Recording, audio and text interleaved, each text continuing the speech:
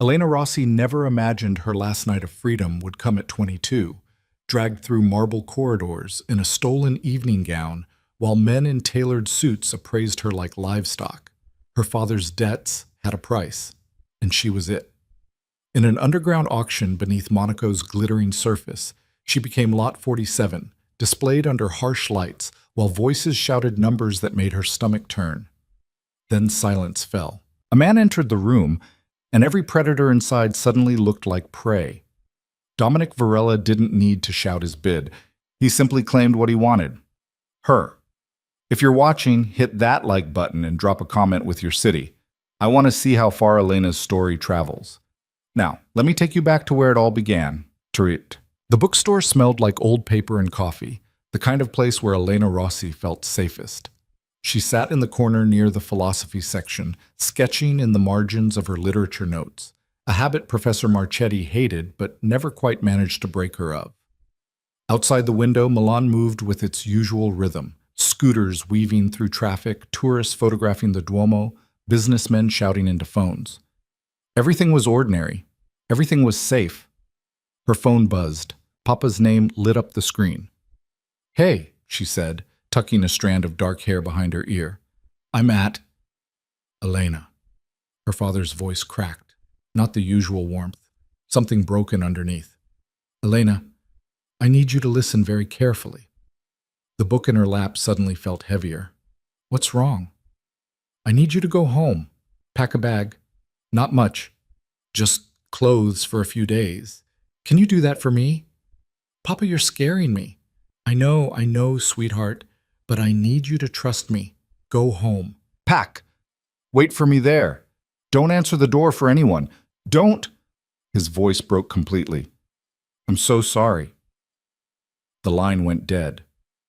Elena sat frozen, the phone still pressed against her ear.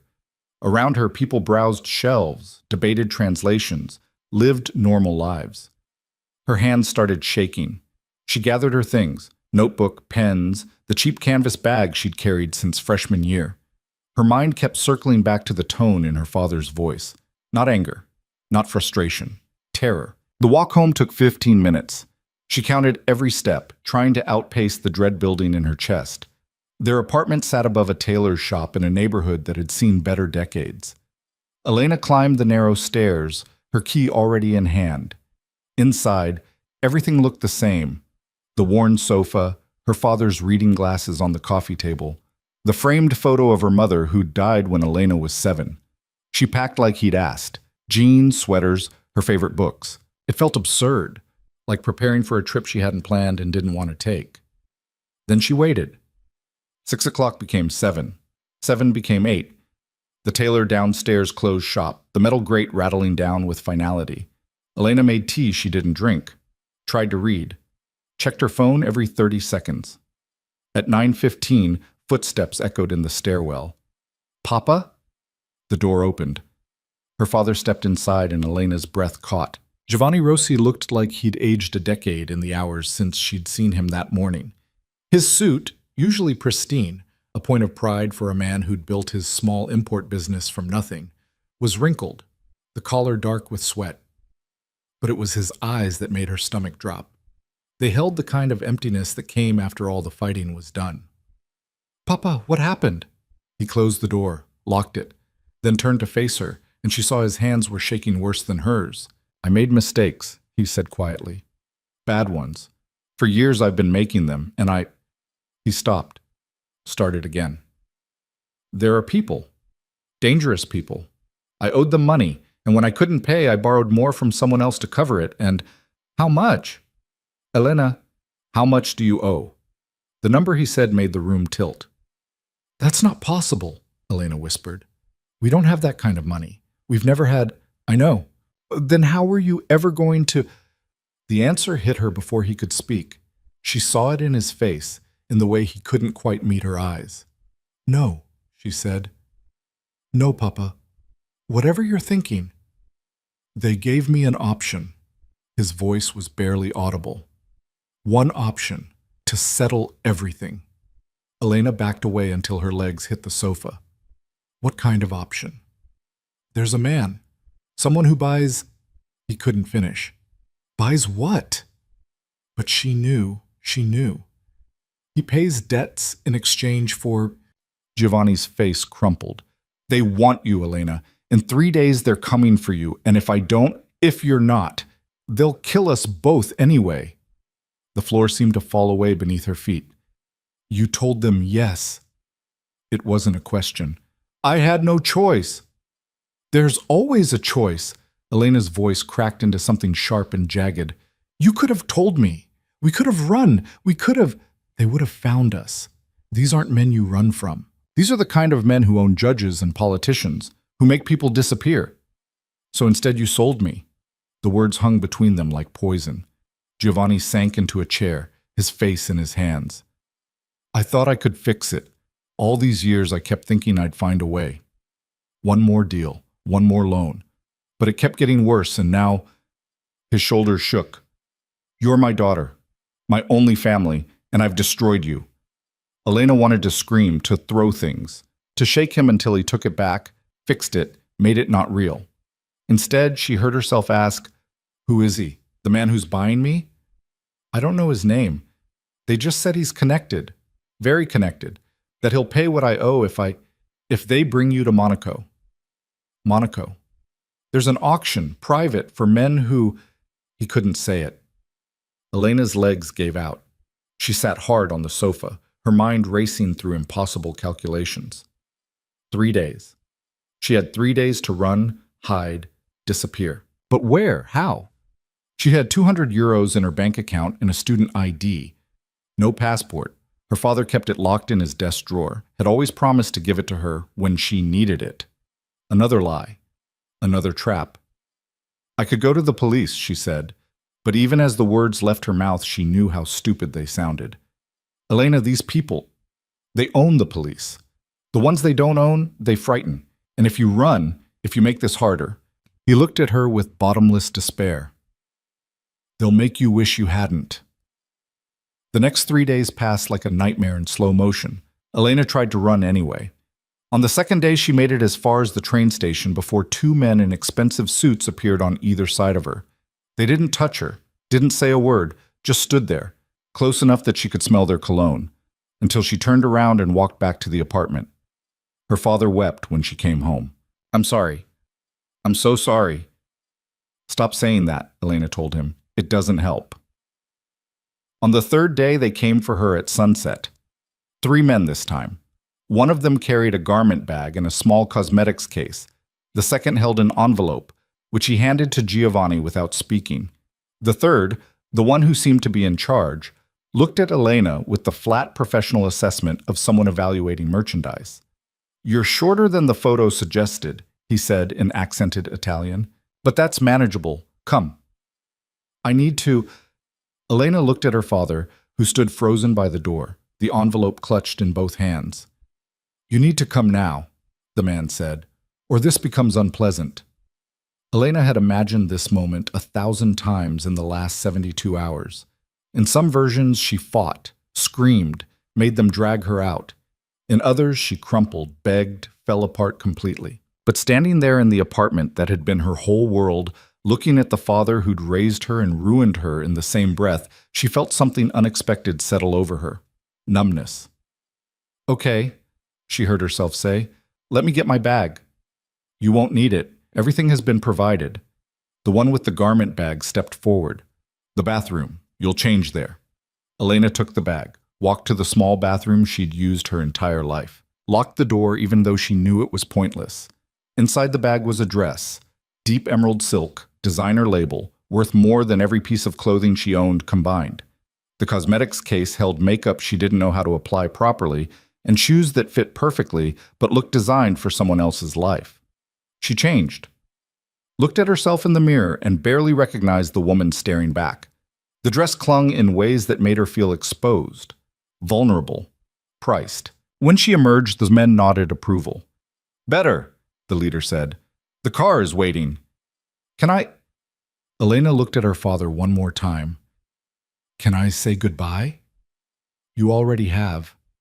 But Giovanni moved toward her anyway, and the men allowed it. He pulled her into an embrace that smelled like his cologne and cigarettes and the life she'd never get back. "I love you," he whispered. "I'm sorry. I know." She pulled away before she could break, before the numbness could crack. They led her downstairs. A black Mercedes idled at the curb, windows tinted so dark she couldn't see inside. The leader opened the back door. "Get in." Elena climbed inside. The door closed with a sound like a coffin sealing. The interior smelled like leather and money. Beside her sat a woman in her 40s, blonde and beautiful in the way that came from expensive maintenance. "First time?" the woman asked in English. Elena just looked at her. "Don't worry, darling. The fear gets easier." She smiled, but it didn't reach her eyes. "I'm here to prepare you. Make sure you don't embarrass anyone. The auction has standards." "Auction?" Elena repeated. The word tasted like ash. "In Monaco. Very exclusive, very private." The woman opened a leather portfolio. "Your buyer has already been selected, actually. These things are usually predetermined. The auction itself is more theater, but you'll still need to perform your part." "Who is he?" "I'm not at liberty to say, but you should feel fortunate." The woman's smile turned sharper. "He rarely attends these events personally. The fact that he's coming at all is quite the compliment." The car pulled away from the curb. Elena watched through the tinted window as her neighborhood disappeared. The tailor shop, the bookstore, the cafe where she'd spent Sunday mornings reading, all of it sliding away like a life that had belonged to someone else. The drive took 6 hours. They crossed into France at a checkpoint where the guards waved them through without looking. Elena watched the landscape change from familiar to foreign, each kilometer a countdown to something irreversible. The woman, who never offered her name, spent the trip instructing Elena on what to expect, how to stand, how to walk, which questions to answer, and which to leave beautifully silent. "You're a virgin," the woman said at one point, not quite a question. Elena's cheeks burned. "That's none of your... It's the only business that matters, darling. Increases the value considerably. Don't worry, they'll verify before the auction, but discreetly. Well, relatively discreetly." Elena turned her face to the window and tried not to vomit. They arrived in Monaco after midnight. The city glittered like something out of a dream, harbor lights reflecting off yachts that cost more than buildings, casinos glowing like landed stars. Beautiful. Poisonous. The car descended into an underground garage beneath a building with no name. They rode an elevator down, not up, into levels Elena suspected didn't appear on any official blueprint. "This way." The woman led her through corridors that smelled like expensive perfume and fear. Other women moved through the halls, some in dresses like Elena's, others in robes, a few in nothing but lingerie and resignation. No one spoke. No one made eye contact. They reached a room, small, windowless, containing only a bed, a vanity, and a bathroom barely bigger than a closet. "Rest," the woman said. "Tomorrow will be long. Someone will come for you at 6 to do your hair and makeup. The auction begins at 8. "And if I refuse?" Elena asked, even though she knew the answer. The woman's expression softened slightly, almost pitied. "Then they'll drug you and auction you unconscious. But you'll wake up in the same place either way. At least this way, you'll remember your choices." She left. The door locked from the outside. Elena sat on the edge of the bed and waited for the panic to hit, for the tears, for something. But the numbness held. She lay back on sheets that were softer than anything she'd ever touched and stared at the ceiling. Somewhere above her, Monaco lived its glittering life. And somewhere in that city, the man who'd bought her sight unseen was preparing to collect his purchase. The next 18 hours passed in a fog of preparation. They woke her at 5:30. A different woman this time, younger, kinder-faced, who brought coffee Elena couldn't drink and pastries she couldn't eat. "I know you're scared," the young woman said softly. "But I've seen hundreds of girls come through here. The ones who survive are the ones who find a way to turn off the part of themselves that feels it." "How?" Elena whispered. "You pretend you're someone else. You step outside yourself and watch it happen to her. Not to you, to the girl in the mirror who isn't quite real."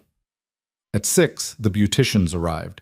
They worked with efficient silence, washing, cutting, styling her hair into something elegant and expensive.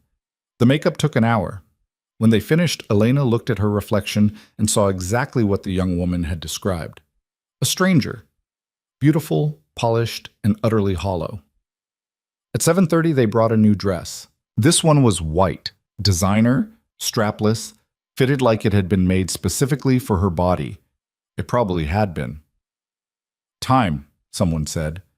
They led her through more corridors, each one more opulent than the last. Oil paintings on the walls, marble floors. The money here wasn't just visible, it was aggressive. Finally, they reached a set of double doors. Through there, the woman from the car said, appearing beside her like a ghost. Walk to the center of the platform, face forward. Don't speak unless you are asked a direct question. Keep your expression neutral. And remember, this is already decided. You're just confirming the transaction. The doors opened. The room beyond was smaller than Elena had imagined. Intimate. No more than 30 men occupied the velvet chairs arranged in a semicircle around a raised platform. But their eyes, when they turned toward her, held the weight of appetites too large for ordinary rooms. Music played softly, classical, something that might have been beautiful under different circumstances. Elena walked forward. Each step felt like moving through water. The platform rose 6 inches off the floor, and when she stepped onto it, lights hit her from every angle. Nowhere to hide, nowhere to pretend she wasn't exactly what she was.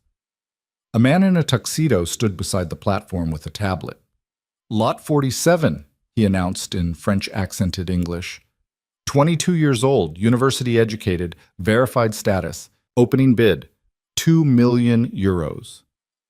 Numbers started flying. Men raised tablets, pressed buttons. The price climbed with nauseating speed. 3 million. 4. 5. Elena kept her eyes fixed on a point above the crowd's heads. Used the young woman's trick. Stepped outside herself. Watched it happen to the girl on the platform. 7 million. 8. Then the room changed. Elena felt it before she saw it. The sudden stillness that fell over the crowd like a held breath. Men who'd been bidding aggressively lowered their tablets, shifted in their seats, looked toward the back of the room. She couldn't help it. She looked too. A man stood in the doorway. He was tall, over 6 feet, with dark hair and darker eyes that seemed to absorb light rather than reflect it. His suit probably cost more than the cumulative net worth of everyone Elena had ever known. But it was something else that made the room shrink around him, something in the way he carried himself, like violence wrapped in civility, like a predator that had learned to walk upright. He didn't hurry, didn't speak, just crossed the room with the unhurried confidence of someone who'd never been told no in his life. The auctioneer's voice came out smaller than before. Mr. Varela, we weren't expecting 15 million, the man said. His voice was deep, accented with something Mediterranean that Elena couldn't quite place. Euros, final offer. Silence. Sir, the current bid is only 8. I'm aware. Dominic Varela's eyes never left Elena. 15 million. And we're done here. The auctioneer looked around the room. No one moved, no one dared. Sold. Lot 47 to Mr. Varela. It was over, just like that. Men began filing out, conversations resuming in hushed tones. But Elena couldn't move, couldn't breathe, couldn't do anything but stand frozen on the platform while Dominic Varela approached. He stopped at the platform's edge. Up close, he was somehow worse, beautiful in the way sharp things were beautiful, dangerous. Elena Rossi. He said her name like he was tasting it. Come. It wasn't a request. Elena's legs moved. The girl in the mirror stepped down from the platform, followed the man who'd just bought her, back through the corridors, into an elevator that climbed and climbed. They emerged into a private garage. A car waited, black, sleek, probably worth more than her father's debts. Varela opened the door himself. Elena climbed inside. He settled into the seat beside her, and the driver pulled away without needing to be told where to go. For 5 minutes, neither of them spoke. Then Varela said, "You're afraid." Elena turned to look at him. "Wouldn't you be?" Something flickered in his expression, not quite amusement, not quite approval. "Yes, I would be." "Are you going to hurt me?" "That depends entirely on you." The city lights blurred past. Elena watched Monaco disappear behind them as they climbed into hills she didn't recognize. "Where are we going?" "Home," Varela said simply. "Your home." "For now." He glanced at her, those dark eyes unreadable. "There are rules. If you follow them, your life will be comfortable. If you don't—" He left the threat unfinished. "What kind of rules?" "Don't try to leave. Don't contact anyone from your previous life. Don't ask questions about my business. Don't make me regret spending 15 million euros on you." Elena's hands clenched in her lap. "And what do I get in return?" "You get to live." He said it matter-of-factly, like it was obvious, like it was generous. "That's not living. It's more than most people in your situation receive." The car climbed higher. The city disappeared completely, replaced by darkness, and the occasional glimpse of the sea reflecting moonlight. Finally, they turned through gates that opened automatically, up a private drive, and stopped in front of a house that Elena's brain initially refused to process as a house. It was a fortress, built into the cliff itself, all glass and stone and angles that seemed to defy physics, beautiful and terrible and utterly isolated. Varela stepped out, waited. Elena followed. Inside, the house was even more intimidating. Everything was clean lines and expensive materials. Art on the walls that probably belonged in museums, views that stretched for miles. A woman appeared, older, professional, wearing what looked like a uniform. "Francesca will show you to your room," Varela said. "You'll find everything you need there. Dinner is at 8. I expect you to join me." "And if I don't?" He smiled.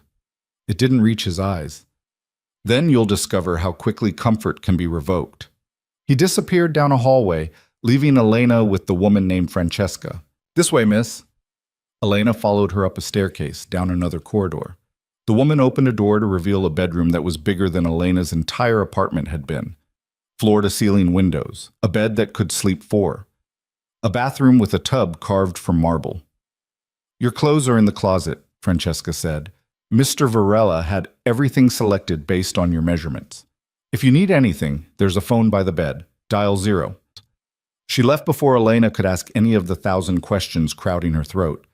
Elena stood in the center of the room, walked to the window, looked out at the sea and the darkness and the tiny lights of civilization far below. She tried the door, unlocked, tried the windows, sealed, probably bulletproof. Opened the closet to find dozens of dresses, shoes, clothes that fit perfectly and cost more than her education. Everything designed to make her comfortable in her cage. Elena sat on the edge of the bed and waited for the tears to come. But the numbness held. The stranger in the mirror stayed in control. At 7:45, she changed into one of the dresses, fixed her hair, applied lipstick with hands that barely shook. At 7:58, she made her way downstairs, following the sounds of movement until she found the dining room. Varela sat at the head of a table set for 2. He changed into something more casual, still expensive, but less armor-like. He looked up when she entered. "Punctual," he observed. "Good." Elena sat in the chair that had clearly been designated as hers. A man in chef's whites appeared, serving food Elena didn't taste, wine she didn't drink. Varela watched her. "You're handling this better than most." "How would you know?" "Because you're not the first." The words hit like a slap. "How many?" "Does it matter?" "To me it does." He considered her for a long moment. "You're the third in 5 years. The first tried to kill herself. The second ran and had to be retrieved. Both learned that resistance only makes things harder." "What happened to them?" "They're no longer my concern." Elena's stomach turned. She set down her fork. "I won't be your whore." "No," Varela agreed calmly. "You'll be my wife." The room tilted. "Excuse me? In 3 months, we'll marry. A small ceremony. Legally binding. You'll take my name, occupy my home, and fulfill the role required of you." "You can't just... People don't..." "In my world, they do." He sipped his wine. "Your father's debt is erased. You're provided for, protected. All you have to do is play your part." "And what part is that exactly?" "The devoted wife, the beautiful distraction, someone I can display at events without worrying about loyalty or betrayal." His eyes were cold. You'll learn quickly that in my line of work, trust is the rarest commodity. I can't trust anyone who has a choice to leave. But you have no choice, which makes you remarkably valuable. Elena's hands trembled. She hid them in her lap. You're insane. I'm practical. He leaned back in his chair. You should eat. You'll need your strength. I'm not hungry.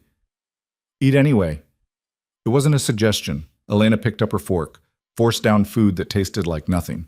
Across from her, Dominic Varela ate with the calm efficiency of a man completely in control. When the meal finally ended, he stood. Francesca will show you the rest of the house tomorrow. For tonight, return to your room.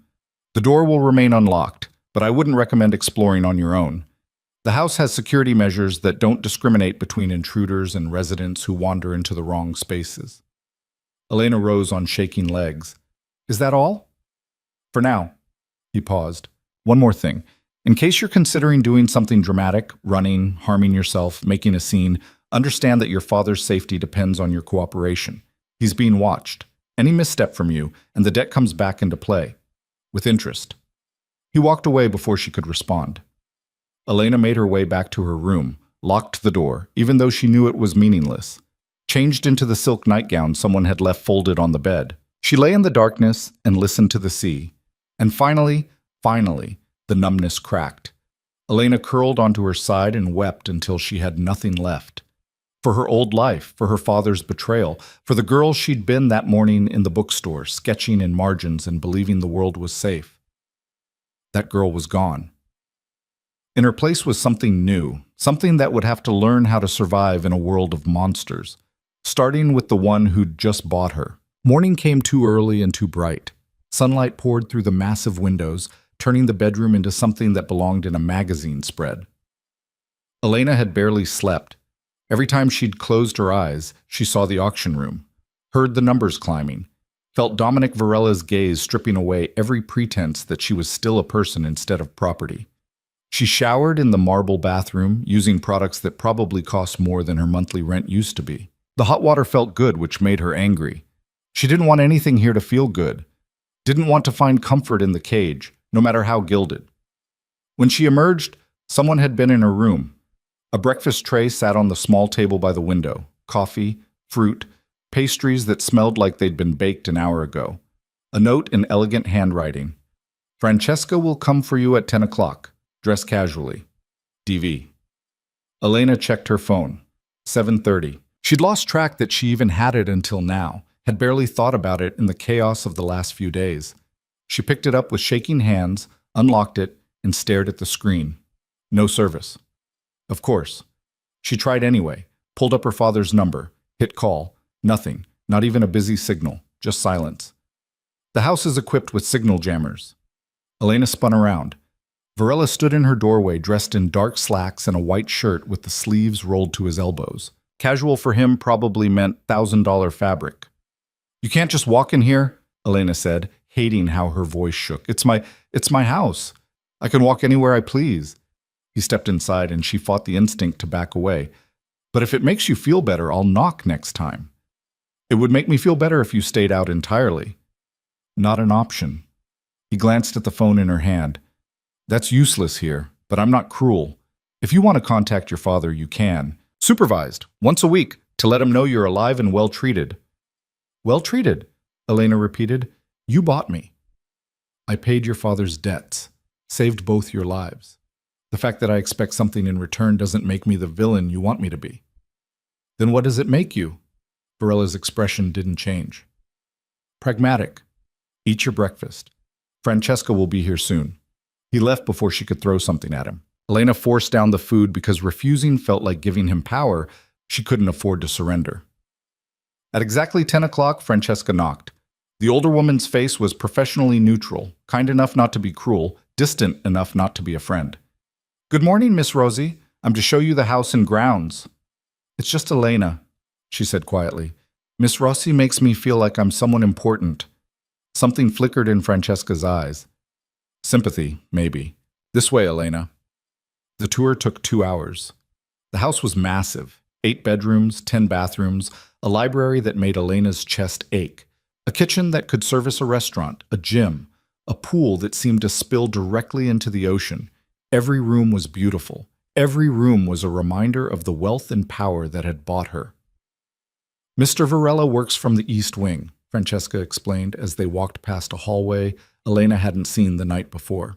You're not to go there without invitation. His business is his own. What business exactly? Francesca's expression closed. I don't ask questions I don't want answers to. I'd suggest you do the same. They ended the tour in the garden, terraced levels cut into the cliff, each one meticulously landscaped.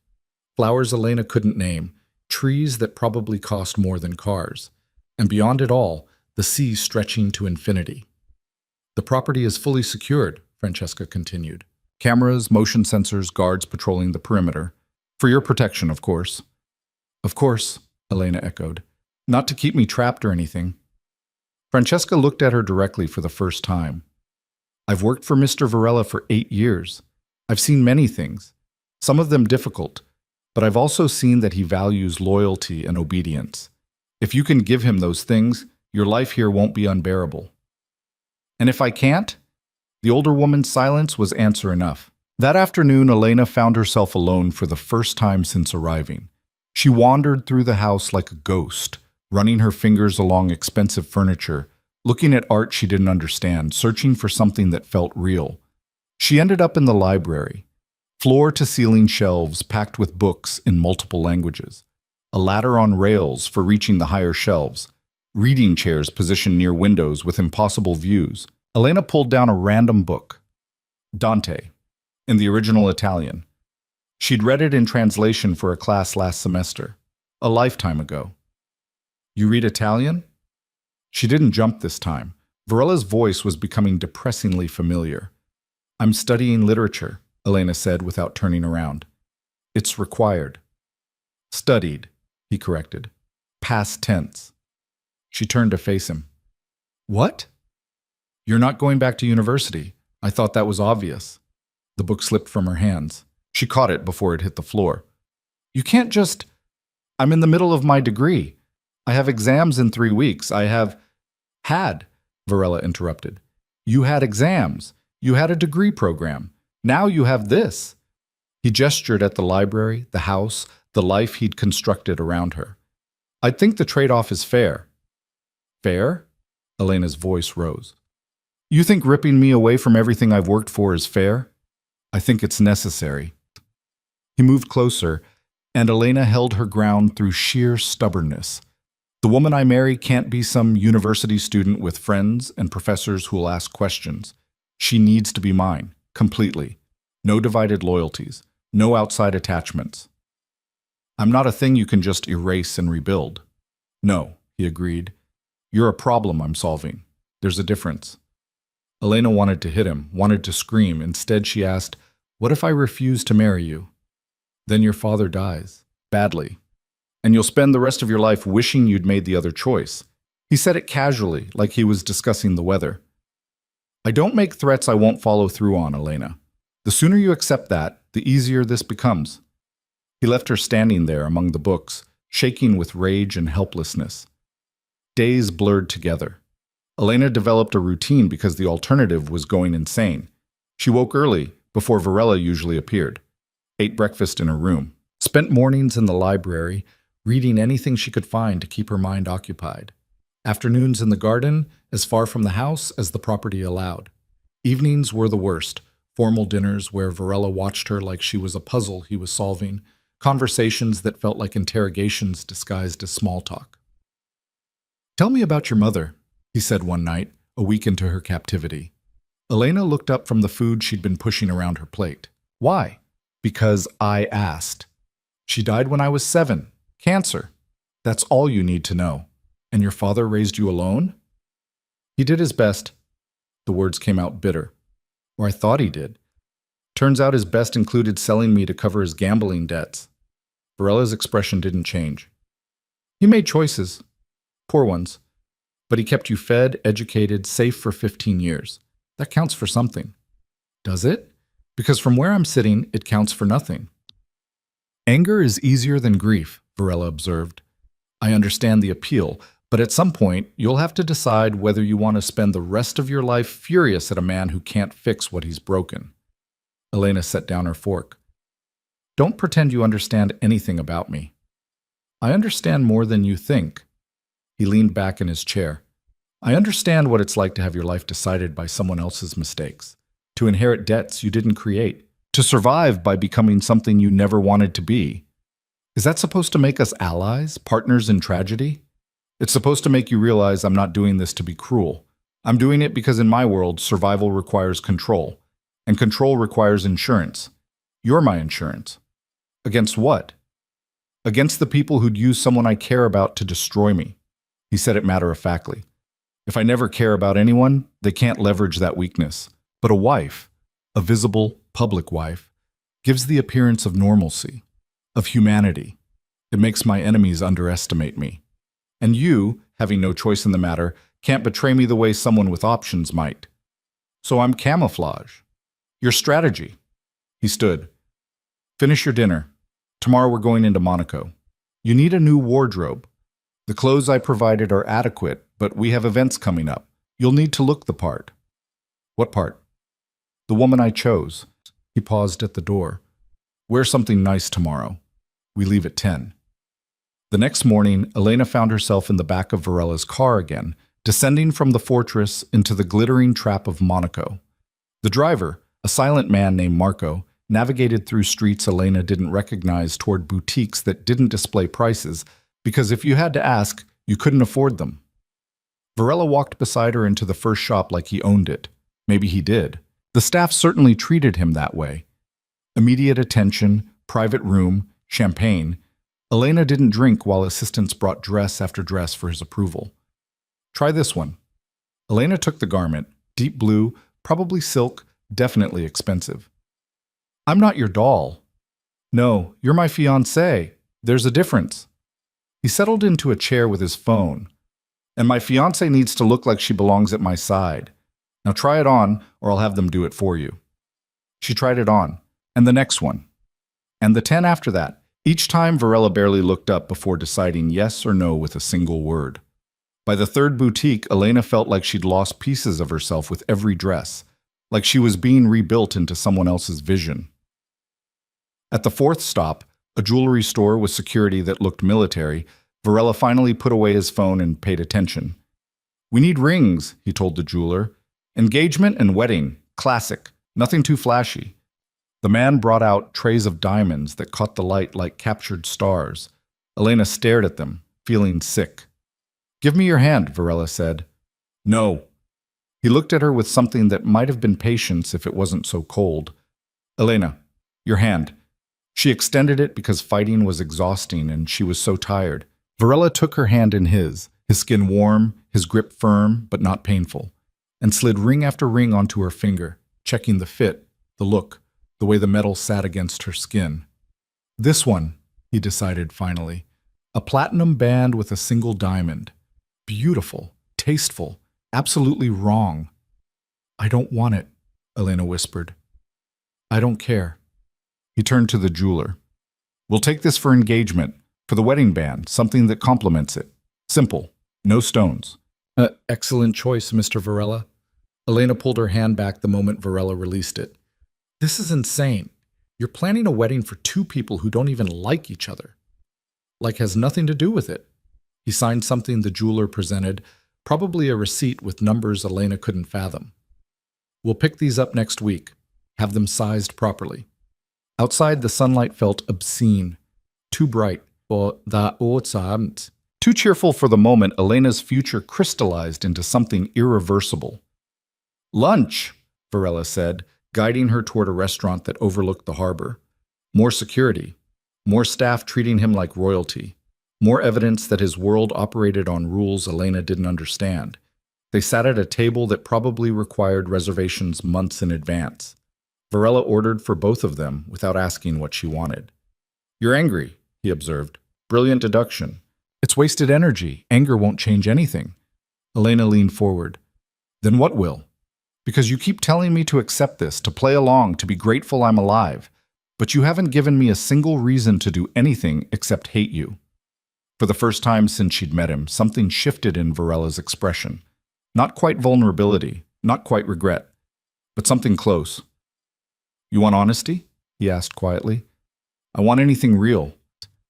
He was silent for a moment, studying her like he was deciding how much truth she could handle. Then he said, "I was 17 when my father sold me to pay his debts. Not to a man, to an organization.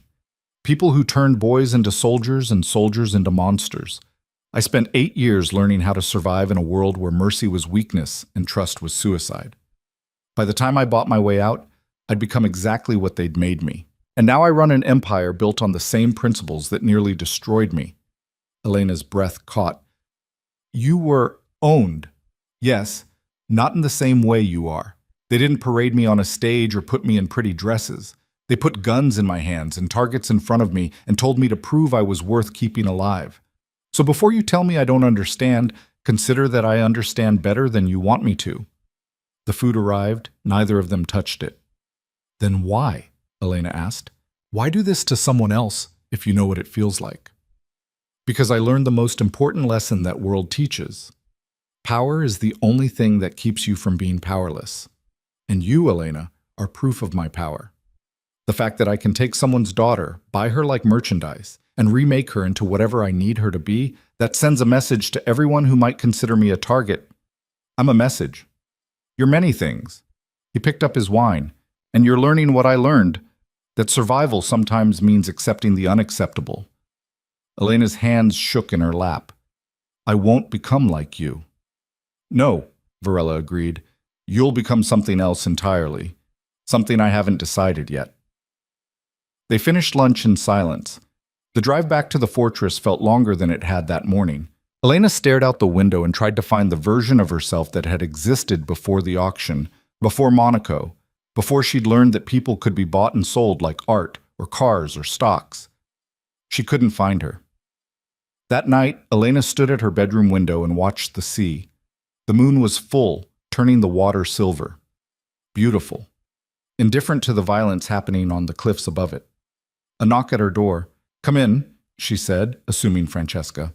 Varela entered instead, carrying 2 glasses and a bottle of something amber. "I don't want company," Elena said. "Neither do I. But here we are." He poured 2 drinks, handed her one. "Whiskey. 18 years old. Older than you were when your life ended."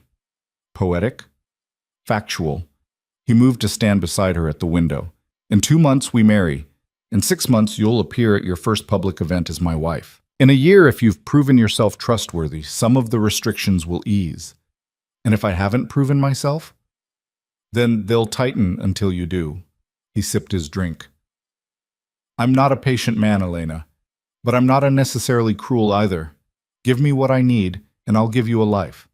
Not the one you wanted, but one you can survive." Elena looked at him, really looked, for the first time. Tried to see past the expensive clothes and controlled violence to whatever was underneath. "What do you need?" "Loyalty. Obedience. The appearance that you chose this. I'll never be able to fake that convincingly. You'd be surprised what people believe when they want to." He finished his whiskey. "Get some sleep. Tomorrow we start preparing you for the life you're about to lead." He left the glass on her table and disappeared into the hallway. Elena stood at the window until the moon set and the sky started to lighten. Then she did something she hadn't allowed herself to do since arriving. She opened the closet, pulled out the simplest dress she could find, and changed. If she was going to survive this, she needed to stop being the girl who'd been auctioned. That girl was gone. In her place was someone new, someone who'd learn Varela's rules and find the cracks in them. Someone who'd play the part he wanted while keeping some small piece of herself locked away where he couldn't reach. It wasn't much of a plan, but it was something, and something was better than the nothing she'd been living with. The next 6 weeks passed in a kind of suspended reality. Varela was true to his word. Elena's preparation began immediately. Etiquette lessons with a woman who'd probably taught royalty. Language tutoring because apparently Elena's university Italian wasn't good enough. Dance lessons because Varela's world required her to waltz like she'd been born to it. Self-defense training that surprised her until the instructor explained that Varela's wife needed to be able to protect herself if his enemies ever got close. "You think someone would hurt me to get to him?" Elena asked after a particularly brutal session that left her bruised and gasping. The instructor, a compact woman named Sarah, who moved like a weapon, just looked at her.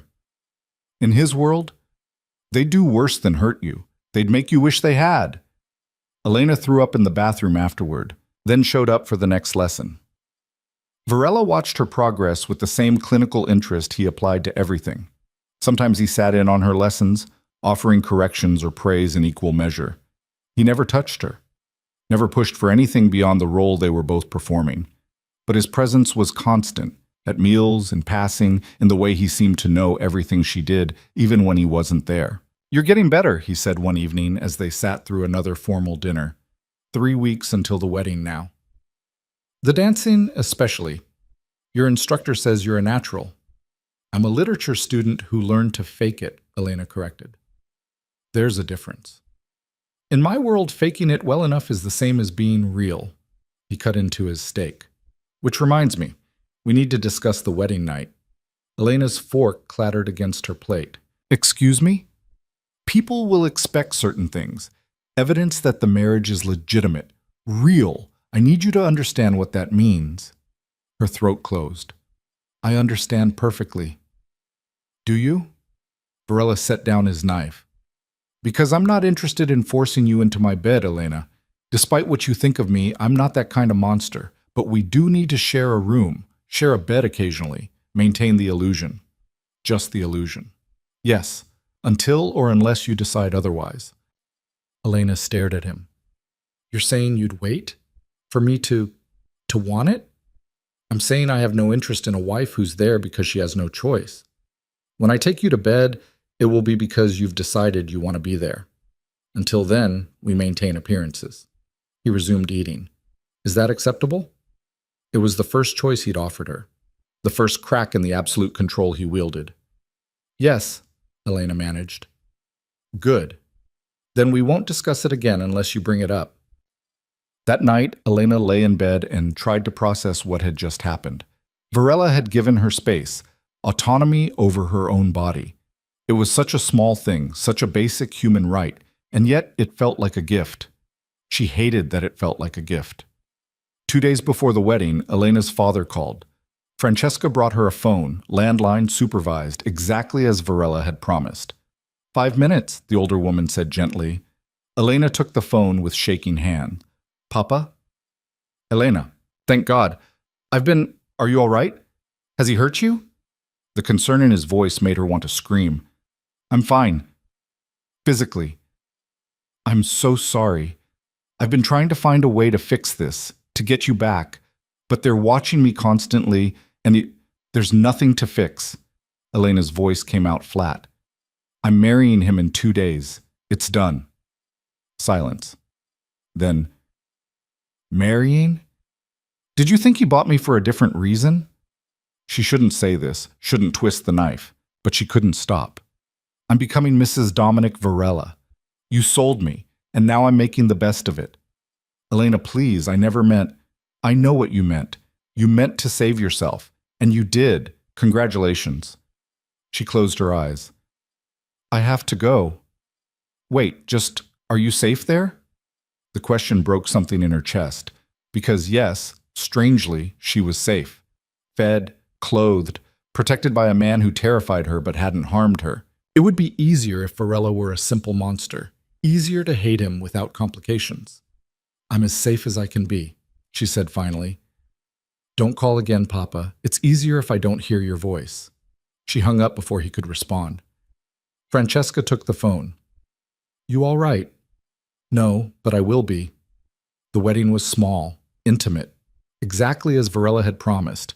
Just 20 people in a chapel that probably cost more than most people's houses. Elena wore white because tradition demanded it, even though the irony tasted like poison.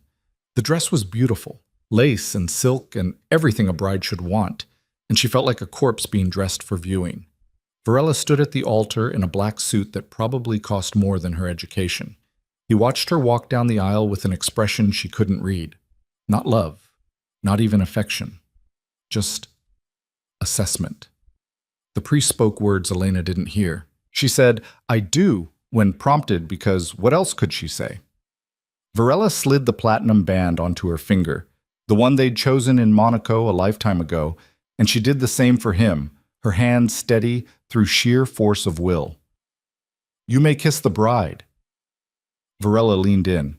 His lips brushed hers, brief, chaste, utterly void of passion, a formality, a box checked, applause from the 20 witnesses who'd probably been paid to attend.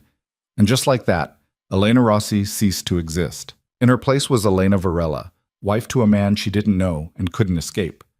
The reception was worse. Champagne and music and people congratulating Varela on his beautiful bride. Elena smiled until her face hurt, danced when required, let Varela's hand rest on her waist while they moved across the floor like they'd done this 1,000 times. "You're doing well," he murmured as they swayed to something classical. "I'm performing well," she corrected. "There's a difference." Not to anyone watching. The party ended near midnight. Guests left in expensive cars. Varela led Elena back to the fortress that was now legally her home. Into the bedroom that was now legally theirs. Elena stood in the center of the room while Varela closed the door. "The closet on the left is yours," he said, already removing his jacket. "The bathroom is shared, but I'm rarely here before 7 a.m. You won't be disturbed." "That's it? That's all you're going to say?" He paused. "What did you expect?" "I don't know. Something, anything. We just got married and you're acting like it's a business merger." "It is a business merger." He loosened his tie. "You're my wife on paper. That's what matters. The rest," he gestured vaguely. "The rest is whatever we make it." Elena wanted to throw something, wanted to scream that this wasn't normal, wasn't okay, wasn't anything a marriage should be. Instead, she heard herself ask, "Do you even want me here? Or am I just convenient?" Varela looked at her for a long moment. Then he said, "You're useful, you're strategic, and you're far less annoying than I expected. If that counts as wanting you here, then yes." It shouldn't have felt like anything. Shouldn't have mattered. But somewhere in Elena's chest, something small and stupid warmed at the backhanded compliment. "I'm going to change," she said. "Take your time." When she emerged from the bathroom in the silk nightgown that had been laid out, probably by Francesca, Varela was already in bed, reading something on his tablet. He looked up briefly. "I sleep on the right. You get the left. I don't snore and I don't move much. Try not to kick me in your sleep." Elena climbed into bed, staying as far to her side as physically possible. The mattress was enormous. She could barely feel Varela's presence, but she could hear his breathing, could smell whatever expensive cologne he wore, could sense him there in the darkness. "Elena." "What?" "Welcome to the family." She didn't respond, didn't know how. Eventually, exhaustion won. Elena fell asleep in a stranger's bed, wearing a stranger's ring, living a stranger's life. And in the morning, when she woke to find Varela already gone and coffee waiting on her nightstand, she realized this was her life now. All she had to do was figure out how to survive it. The coffee was still hot when Elena woke, which meant Varela hadn't been gone long. She sat up slowly, her body stiff from sleeping in an unfamiliar bed next to a man who was now legally her husband. The ring on her finger caught the morning light, throwing fractured rainbows across the white sheets. She twisted it absently, testing its weight. It felt heavier than it should. 3 weeks passed in a strange rhythm. Varela left early most mornings, disappearing into the east wing where Elena still wasn't permitted. He returned for dinner, always at 8, always punctual, and they'd sit across from each other making conversation that felt like a performance neither of them enjoyed. Then bed, where they occupied opposite sides of a mattress that might as well have been a continent. He kept his word, never touched her beyond what appearances required, never pushed for more than she was willing to give. It should have made things easier. Instead, it made everything more confusing. "You're going out tonight," Varela announced one evening over dinner. 4 weeks into the marriage now. "We have an event, charity gala. Very public, very visible." Elena set down her fork. "And I'm the accessory you're bringing. You're my wife. People expect to see you." He glanced at her, his expression unreadable. "Francesca already has a dress ready. Hair and makeup start at 6. What kind of event?" "The kind where people with too much money pretend to care about people with none." There'll be photographers, politicians, business associates. You smile. You stay close to me. You don't discuss my work or answer questions about our relationship beyond the approved story. What's the approved story? We met through mutual friends. It was love at first sight. We're very happy. His tone was dry. Simple, believable, boring enough that people stop asking questions. Elena pushed food around her plate. And if someone asks something I'm not prepared for, then you defer to me. Look adoring and let me handle it. He studied her for a moment. You're nervous. Of course I'm nervous. I've never had to lie to an entire room of strangers about being happily married to someone who bought me. Then don't think of it as lying. Think of it as acting. You've been doing it for weeks now. This is just a larger stage. The gala was held at a hotel that probably had a waiting list measured in years.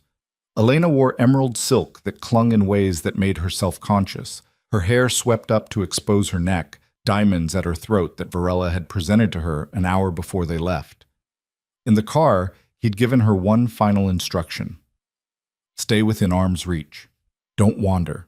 If anyone makes you uncomfortable, tell me immediately. Why would anyone make me uncomfortable?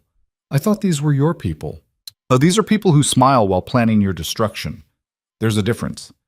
He'd taken her hand then, a rare gesture, and she'd felt the tension in his grip. Just stay close. The ballroom was overwhelming. Hundreds of people in formal wear, champagne flowing like water, music from a live orchestra that probably cost more than most people's yearly salary. Elena felt every eye turn toward them as they entered, felt the weight of assessment, curiosity, judgment. Varela's hand settled at the small of her back. Breathe, he murmured, and smile. She smiled. Let him guide her through the crowd, introducing her to people whose names she forgot immediately. Everyone was pleasant, everyone was curious, and everyone, Elena noticed, was slightly afraid of her husband. Mrs. Varela, how lovely to finally meet you. A woman in her 50s, dripping with jewelry. Dominic has kept you quite hidden away. We've been enjoying our privacy, Elena replied, the lies smooth after weeks of practice. Of course. Newlyweds. The woman's smile didn't reach her eyes, though one does wonder how you two met. Dominic is usually so particular about his associations. Varela's hand tightened slightly at Elena's back. Warning.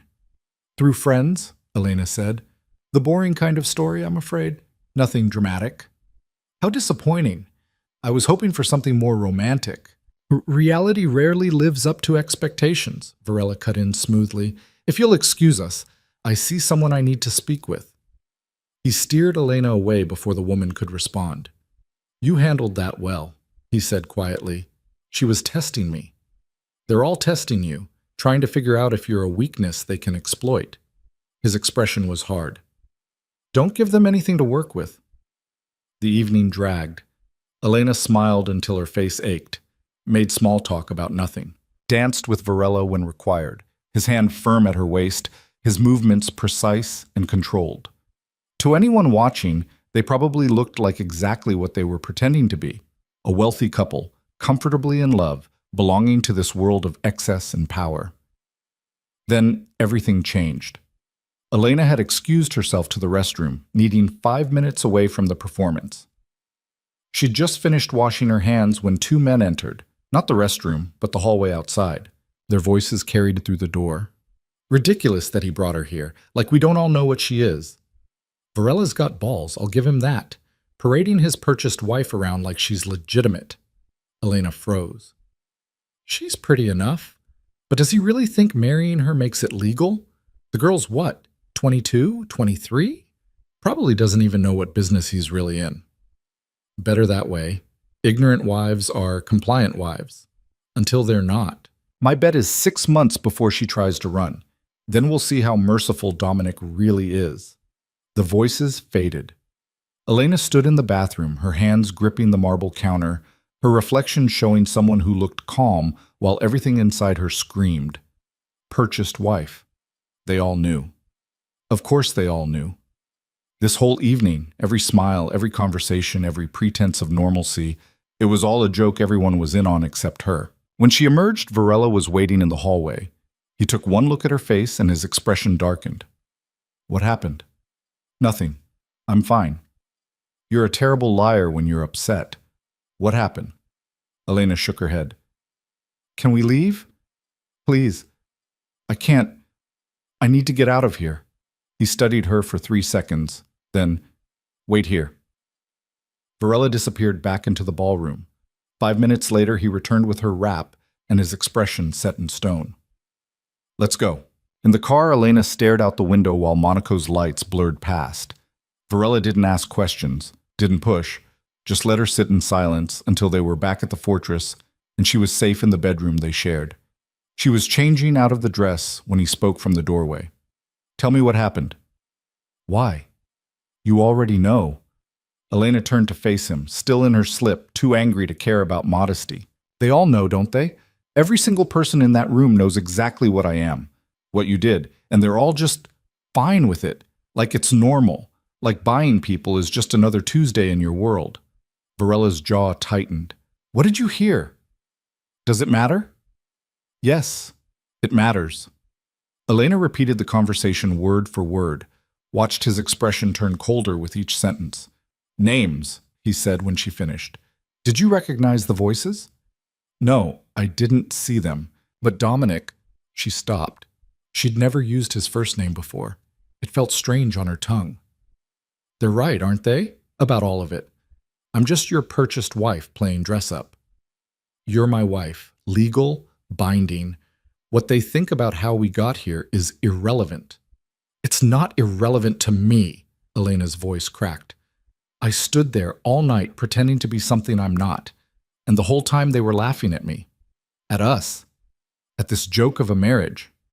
Varela crossed the room in 3 strides, grabbed her shoulders, not roughly, but firmly enough to make her look at him. Listen to me. Those people, they're parasites, feeding on gossip because they have nothing else of value. What they think, what they say, what they whisper behind closed doors, none of it changes the fact that you are under my protection, my name, my power. And anyone who tries to use you against me will learn exactly why that's a mistake. I don't want to be protected. I want to be... She couldn't finish, didn't know what she wanted anymore. What? Free? His grip loosened but didn't release. You can't have that. Not in this life. But you can have safety, respect, a place where no one touches you without consequences. His eyes searched hers. I know it's not enough. I know it's not what you deserve, but it's what I can give you. Elena's anger drained away, leaving only exhaustion. Why are you being kind right now? You don't usually... Because you're upset and it's my fault. He released her, stepping back. And because those men were right about one thing. You don't know what business I'm in, and that ignorance keeps you safer than knowledge ever could. That night, Elena lay awake long after Varela's breathing had evened into sleep. She studied his profile in the darkness, the sharp angles of his face, the tension he carried, even unconscious. He'd said he understood what it was like to be owned. She believed him. But understanding didn't make him innocent, didn't make what he'd done to her forgivable. Still, he could have forced her, could have hurt her, could have broken her into something compliant and empty. Instead, he'd given her space, choices, however small. And tonight, when she'd been humiliated, he'd gotten her out, protected her dignity even if he couldn't protect her from the truth. It was confusing, hating someone who kept showing glimpses of humanity. The next morning, Varela was gone before she woke, but he'd left a note on his pillow. Take the day for yourself. Library, garden, wherever. You've earned it. D. Elena spent the morning in the library, losing herself in books that had nothing to do with her life. Around noon, Francesca appeared with lunch and an unexpected message. Mr. Varela asked me to give you these. She held out a set of keys. For the East Wing, his office. He said you're permitted now if you want. Elena stared at the keys. He's letting me into his workspace? Apparently. Francesca's expression was carefully neutral. I don't ask questions, dear. I just deliver messages. After the older woman left, Elena sat with the keys in her palm. This was a test. Had to be. Varela was seeing if she'd invade his privacy, snoop through his business, Prove she couldn't be trusted. Or maybe he was just tired of walls. She waited until after dinner, which Varela missed, sending word he was detained, before using the keys. The east wing was different from the rest of the house. Darker, more utilitarian. Less showroom, more fortress. His office was at the end of the hall. Elena unlocked it, half expecting alarms. None came. Inside, the room was surprisingly spare. A massive desk with multiple monitors, bookshelves lined with texts in languages Elena didn't recognize, maps on the walls, and along one wall, photographs. Not art, not decoration. Memories. Elena moved closer. Most were old, Varela as a teenager, thin and hard-eyed even then. A few showed him with other men, all of them looking like they'd seen too much too young. But one photo made her breath catch. A boy, maybe 6 or 7, smiling at the camera with gap-toothed joy. The same dark eyes as Varela, but softer, happier. Before whatever had happened to turn him into the man who'd bought her. That was a long time ago. Elena spun. Varela stood in the doorway, still in his suit from whatever meeting he'd attended. He didn't look angry that she was there, just tired. I'm sorry, I shouldn't have. I gave you the keys, I knew you'd use them eventually. He moved past her to the desk, loosening his tie. Curiosity is natural. Who were you? Elena gestured at the photo of the boy. Before, whatever made you into this? Varela looked at the image for a long moment. Someone who believed people were good, that the world made sense, that if you worked hard and followed rules, you'd be safe. He turned away from it. Naive, stupid, weak. Not weak, just young. Same thing, in my world. He poured himself a drink from the bar built into the bookshelf. You want to know what business I'm in? What I do that keeps this house running and those people at the gala terrified? Elena's pulse quickened. Do I? Probably not, but I'm tired of lying to you through omission. He took a long drink. I move things. Money, mostly. From people who have it legally to accounts where it becomes untraceable. I facilitate transactions that can't happen in daylight. I make problems disappear for people who pay well enough. And occasionally, when someone forgets that I'm not someone to cross, I remind them. Permanently. The room felt smaller. You kill people. I have killed people. There's a difference. He met her eyes. Does that terrify you, knowing what I'm capable of? Elena considered lying, decided against it. Yes, but it also explains things. Why people are afraid of you.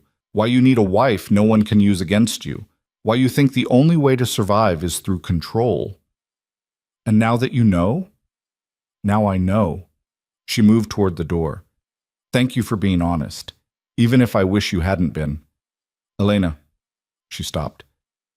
I'm not asking you to forgive what I am, or what I've done, but I need you to understand something. He set down his glass. The people I hurt? They're not innocent. They're not victims. They're predators who got outmaneuvered. There's no heroism in what I do, but there's also no mindless cruelty, just business. That's supposed to make me feel better?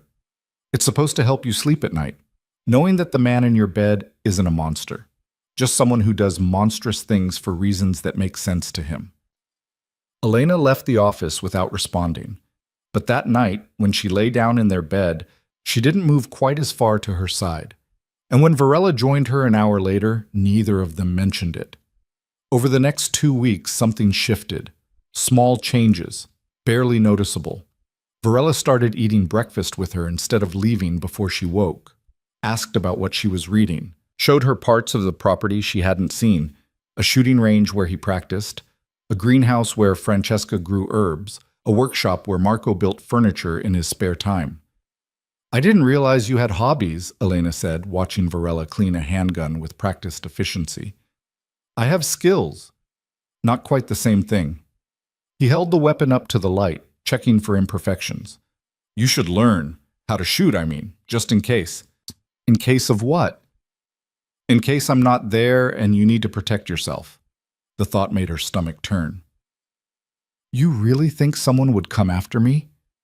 I think my enemies would do anything to hurt me, and you're the most visible way to do that now. He loaded the gun, checked the safety. I won't always be able to protect you, Elena. You need to be able to protect yourself. So she learned. Sarah taught her hand-to-hand combat twice a week.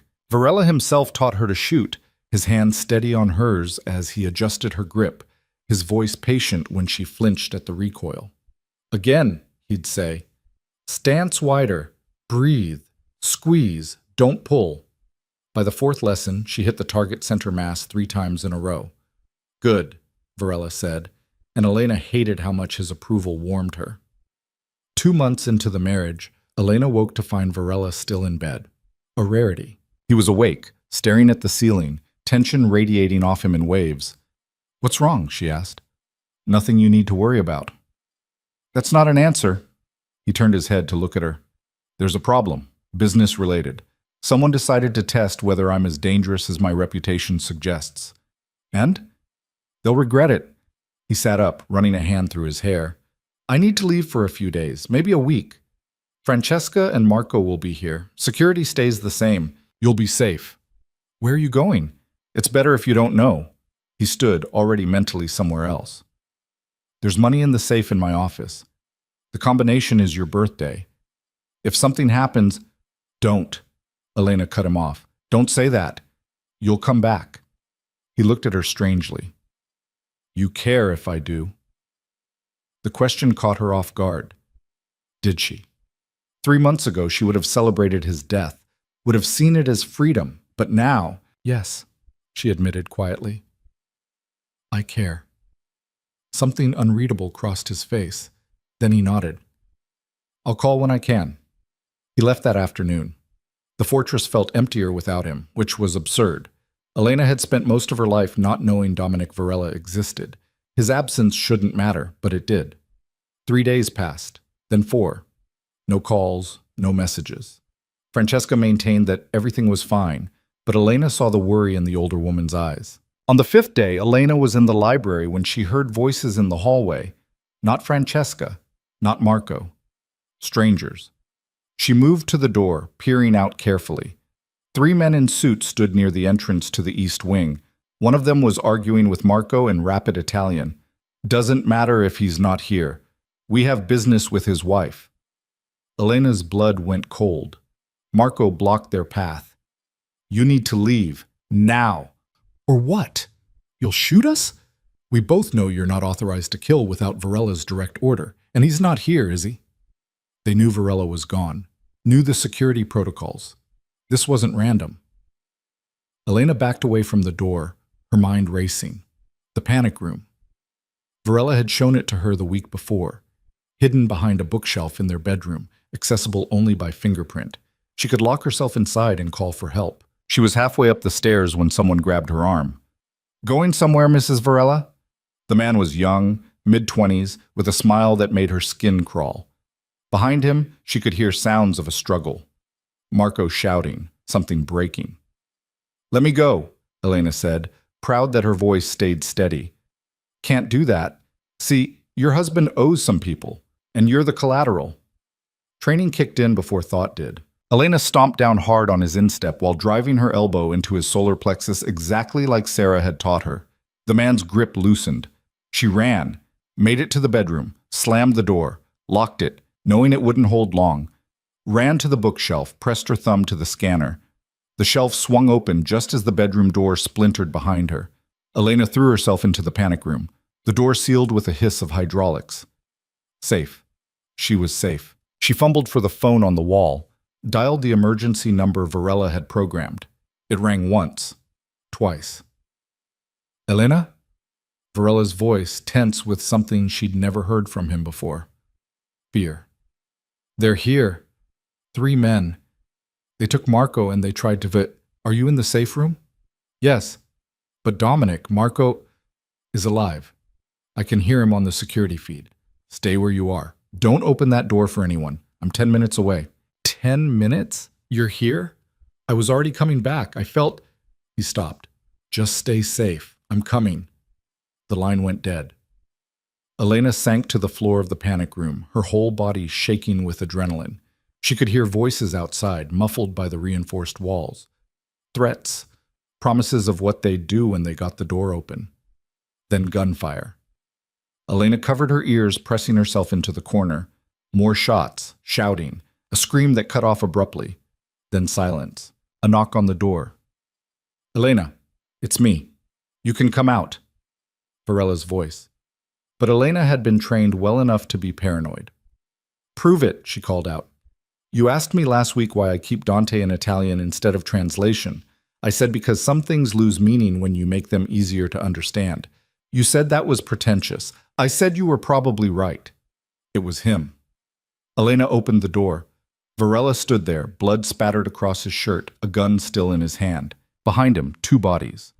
The third man, the young one who'd grabbed her, was on his knees, Marco holding a gun to his head. Are you hurt? Varela asked, his eyes scanning her for injuries. No, I'm fine. You came back. Of course I came back. He handed his gun to Marco, pulled Elena into his arms, and for the first time since the auction, she let herself lean into him. Let herself take comfort in the strength of someone who'd just killed for her. I was so scared, she whispered into his chest. I know. His hand came up to her hair, stroking gently. But you did everything right. The training worked. You survived. What about him? Elena gestured to the kneeling man without looking at him. He's going to tell me who sent them, and then he's going to disappear. Varella's voice was cold, absolute. Take her upstairs, Francesca. Make sure she has everything she needs. The older woman appeared from somewhere, her face pale but composed. She guided Elena away, but not before Elena heard the young man start to beg. In their bedroom, Francesca drew a bath and brought tea Elena couldn't drink. Her hands wouldn't stop shaking. First time? Francesca asked gently. First time what? Seeing what Mr. Varela really does. Who he really is. Elena nodded, not trusting her voice. He's killed many people, dear. But tonight, he killed for you. There's a difference. The older woman squeezed her shoulder. Get some rest. He'll be up when he's finished. It was past midnight when Varela finally came to bed. He'd showered somewhere else. The blood was gone, replaced by clean clothes and that careful control he always wore. But his hands shook slightly as he poured himself a drink. Is he dead? Elena asked from where she sat curled on the bed. Yes. The other 2? Also yes. And Marco? Bruised, angry, alive. Varela drank. They knew I was gone. Knew the schedule. Someone on the inside fed them information. Do you know who? I have suspicions. They'll be dealt with. He looked at her finally. You should have been terrified, should have frozen. Instead, you fought and ran and locked yourself in the safe room exactly like I taught you. Why? Elena thought about it. Because I wanted to live, because... She stopped. Because what? Because you told me you'd come back, and I believed you. Varela set down his glass, crossed to the bed, sat on the edge, close enough to touch, but not touching. I was in Barcelona when the security alert came through, he said quietly. I saw them breach the perimeter on my phone, saw them corner Marco, saw one of them go after you, and for the first time in 15 years, I felt fear. Real, visceral fear. Not for myself. For you. Elena's breath caught. Dominic, I broke every traffic law getting here, killed 3 men without hesitation. Would have killed 30 if that's what it took. His eyes met hers, and in them, Elena saw something she'd never expected to see. Vulnerability. When did you become something I'd kill for instead of something I just owned? I don't know, she whispered. When did I start hoping you'd come back instead of hoping you wouldn't? He reached out slowly, giving her time to pull away. When she didn't, his hand cupped her face with a gentleness that made her chest ache. I can't give you freedom, he said. Can't undo what was done. But I can give you this, my protection, my loyalty, my... He stopped, seeming to struggle with words. Whatever this is becoming. Elena leaned into his touch. What if I told you I'm starting to want to stay? Not because I have to, but because part of me, a part I don't understand, actually wants to be here. Then I'd say we're both more damaged than I thought. His thumb traced her cheekbone. And I'd be grateful for it. The kiss happened without decision. One moment they were talking, and the next his lips were on hers. Not the chaste press from the wedding, but something real, hungry, full of everything they'd been holding back for months. Elena kissed him back, her hands fisting in his shirt, pulling him closer. This was insane. Wrong. Stockholm Syndrome or trauma bonding or whatever psychological term explained how a woman could want the man who'd bought her. But she did want him, had been wanting him for weeks without admitting it. And tonight, after almost losing him, after almost losing herself, she was done pretending otherwise. Varela pulled back, his breathing unsteady. Elena, we don't have to. If you're not, I know, you've made that clear. She held his gaze. I'm choosing this. Choosing you. Is that enough? More than enough. He kissed her again, slower this time, reverent. But if you change your mind at any point, I'll tell you, I promise. She pulled him down to the bed. Now stop talking and help me forget tonight ever happened. So he did. And for the first time since the auction, Elena let herself feel something other than fear or anger or numb resignation. She let herself feel wanted, chosen, real. It didn't fix anything, didn't make the past disappear or their future certain, but it was something, and for now, something was enough. Morning light filled the bedroom with a softness that felt almost obscene given what had happened the night before. Elena woke to find Varela already awake, propped on one elbow, watching her with an expression she couldn't quite read. Not the controlled mask he usually wore. Something rawer. You're staring, she said, her voice rough with sleep. I'm trying to figure out if you regret last night. Elena considered the question honestly. Her body ached in ways that reminded her of every moment, every touch. The logical part of her brain screamed that this was wrong, that sleeping with the man who'd bought her was some kind of surrender. But the rest of her, the part that had stopped pretending months ago, felt something else entirely. No, she said finally, I don't regret it. Do you? I regret that it took 3 men trying to kidnap you for me to be honest about what I wanted. His hand moved to her face, thumb tracing her jaw. I regret waiting this long. You were keeping your word, waiting for me to choose. And now that you have? Elena leaned into his touch. Now we figure out what this becomes. They spent the morning in bed, not making love again, though the tension was there, electric and waiting. Instead, they talked, really talked. Varela told her about the years after his father sold him, the things he'd done to survive, the first man he'd killed when he was 19 and terrified and convinced he'd go to hell for it. I waited to feel guilty, he said, staring at the ceiling. Kept waiting for remorse or shame or something human, but all I felt was relief, that I was alive and he wasn't. That's when I knew I'd become what they'd made me. You're not a monster, Elena said quietly. I've done monstrous things. That's not the same. She rolled onto her side to face him. Monsters don't give people choices, don't keep promises, don't look terrified when someone they care about is in danger. I killed 3 men last night and interrogated a 4th until he told me everything I needed to know. Then I put a bullet in his head. His eyes met hers. How is that not monstrous? Because they came here to hurt me, to use me against you. You were protecting what's yours. Elena paused. I should be horrified. Part of me is. But mostly I'm just grateful you came back in time. Varela pulled her closer, his arms solid and warm around her. I'll always come back, no matter where I am or what I'm doing. You call, I come. That's the deal now. What deal? The one where you're not just my wife on paper anymore, where this, he gestured between them, is real, messy and complicated and probably unhealthy, but real. Elena pressed her face into his chest. I never thought I'd want this. Want you. I spent months hating you. You had good reason. I still have good reason. You bought me, Dominic, paid 15 million euros for ownership of another human being. That doesn't just disappear because we've developed feelings. No, he agreed. It doesn't, but it can coexist with something else. Something better. His hand stroked her hair. I can't undo what was done. Can't give you back the life you lost, but I can give you a different one. One where you choose to stay instead of being forced to. And if I chose to leave, The question hung between them like a blade. Then I'd let you go, Varela said finally, and Elena heard the truth in his voice, even as it clearly cost him. I'd hate it. Would probably drink myself unconscious and do something stupid. But I wouldn't stop you. Not anymore. Elena tilted her head up to look at him. You mean that? I mean it. Though I'm hoping you won't test me on it. I won't. She kissed him softly. I'm choosing to stay. For now. We'll see what forever looks like when we get there. Over the next few weeks, the fortress transformed from a prison into something Elena hadn't expected. A home. Not in the traditional sense.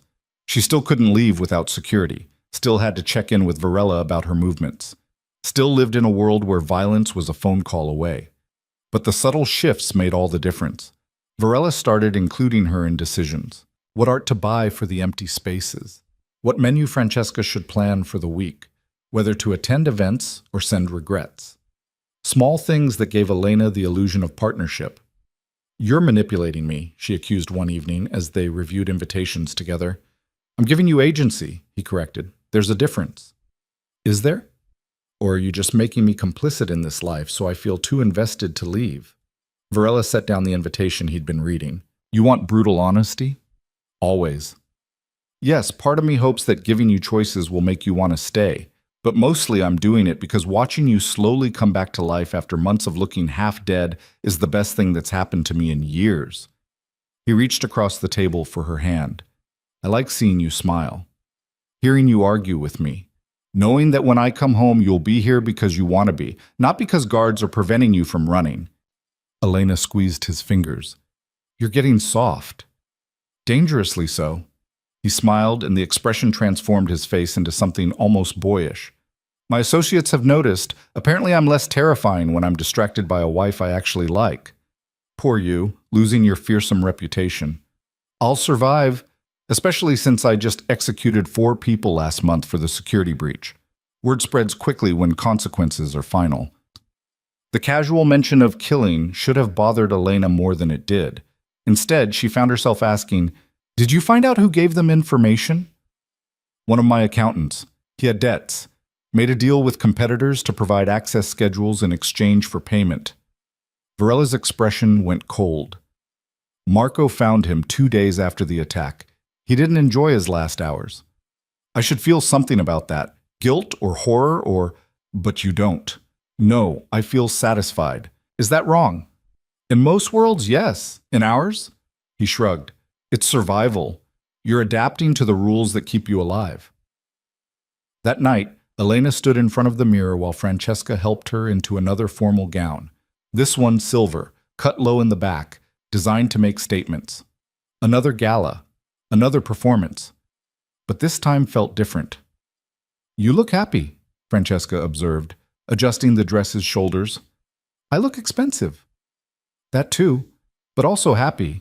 It's in your eyes, the way you hold yourself. The older woman smiled. Mr. Varela has noticed. He can't stop looking at you lately. Elena felt her cheeks warm. We've reached an understanding.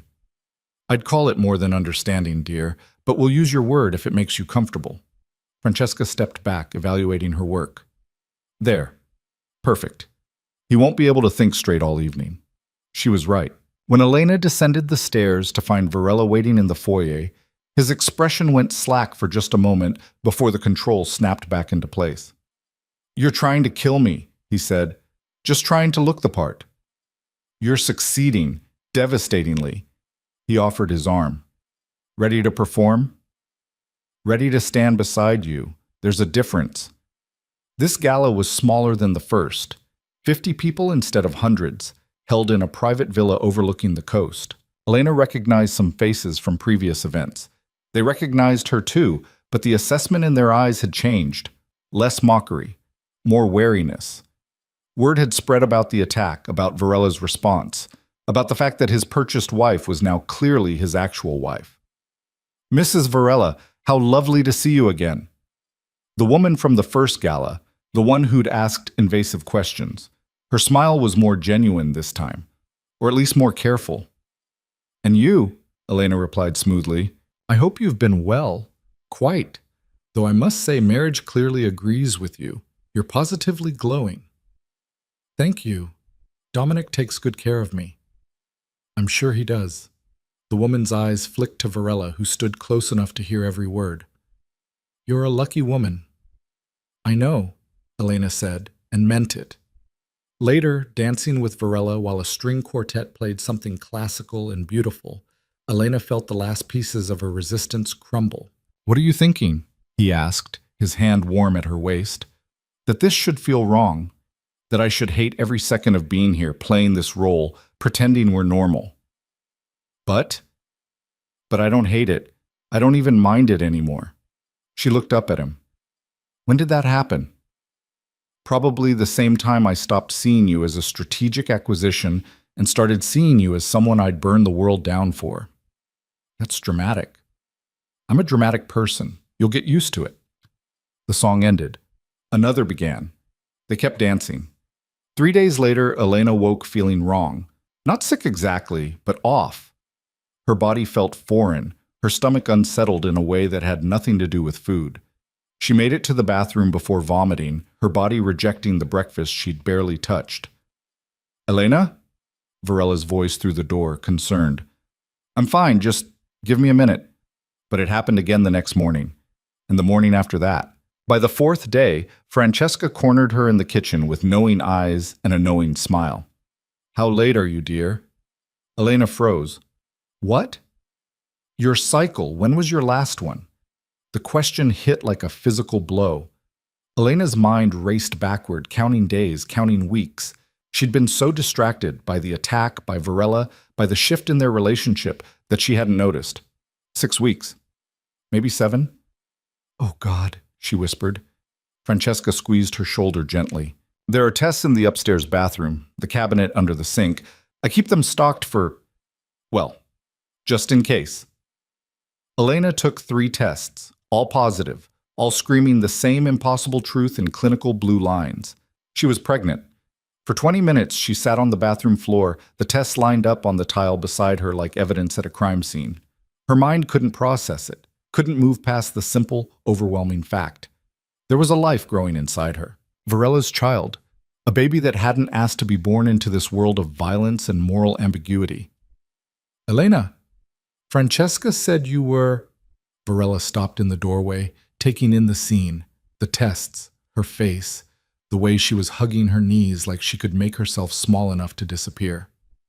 Oh, I'm pregnant, Elena said numbly. We're going to have a baby. He sat down beside her, his usual composure cracking. How long have you known? 20 minutes? Maybe less. I can't. Her breath hitched. This wasn't supposed to happen. We haven't exactly been careful. I know, I just didn't think... Elena pressed her hands to her face. What are we going to do? Varela was quiet for a long moment. Then he said, What do you want to do? Don't put this on me. Don't make this my choice alone. It's not yours alone. But you're the one carrying it. You get the deciding vote. His hand found hers. Whatever you choose, I'll support it. If you want to end it, I'll arrange the best doctors. If you want to keep it, His voice cracked. I'll figure out how to be a father. Elena turned to look at him. You want this baby. I want you. If you come with a child, then yes, I want that too.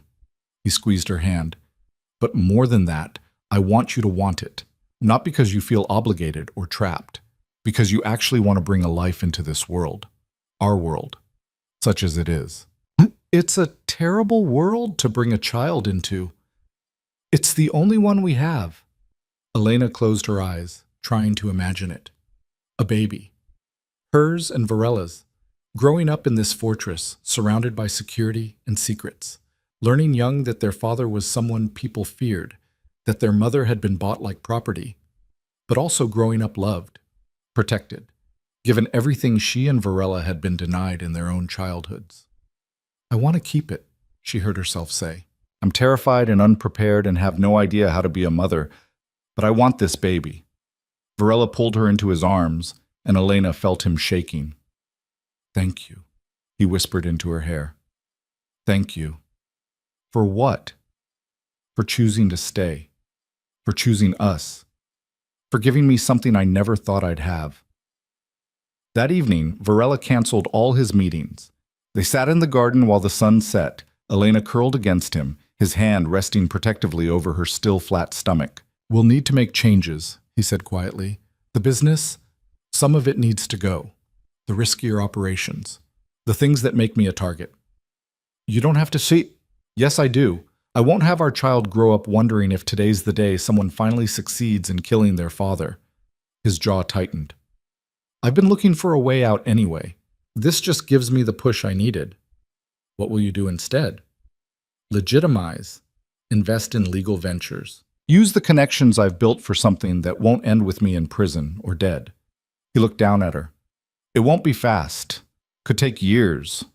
But I'll do it. For you. For this." Elena pressed her hand over his. "That's a big promise. I've made bigger. And kept them." Over the next week, Elena watched Varela transform. Not dramatically, he was still dangerous, still commanded fear and respect in equal measure. But the sharp edges softened slightly. He came home earlier, touched her stomach like it held something precious and fragile, started talking about the future in terms of years instead of days. "We should get married again," he said one night. Elena looked up from the book she'd been pretending to read.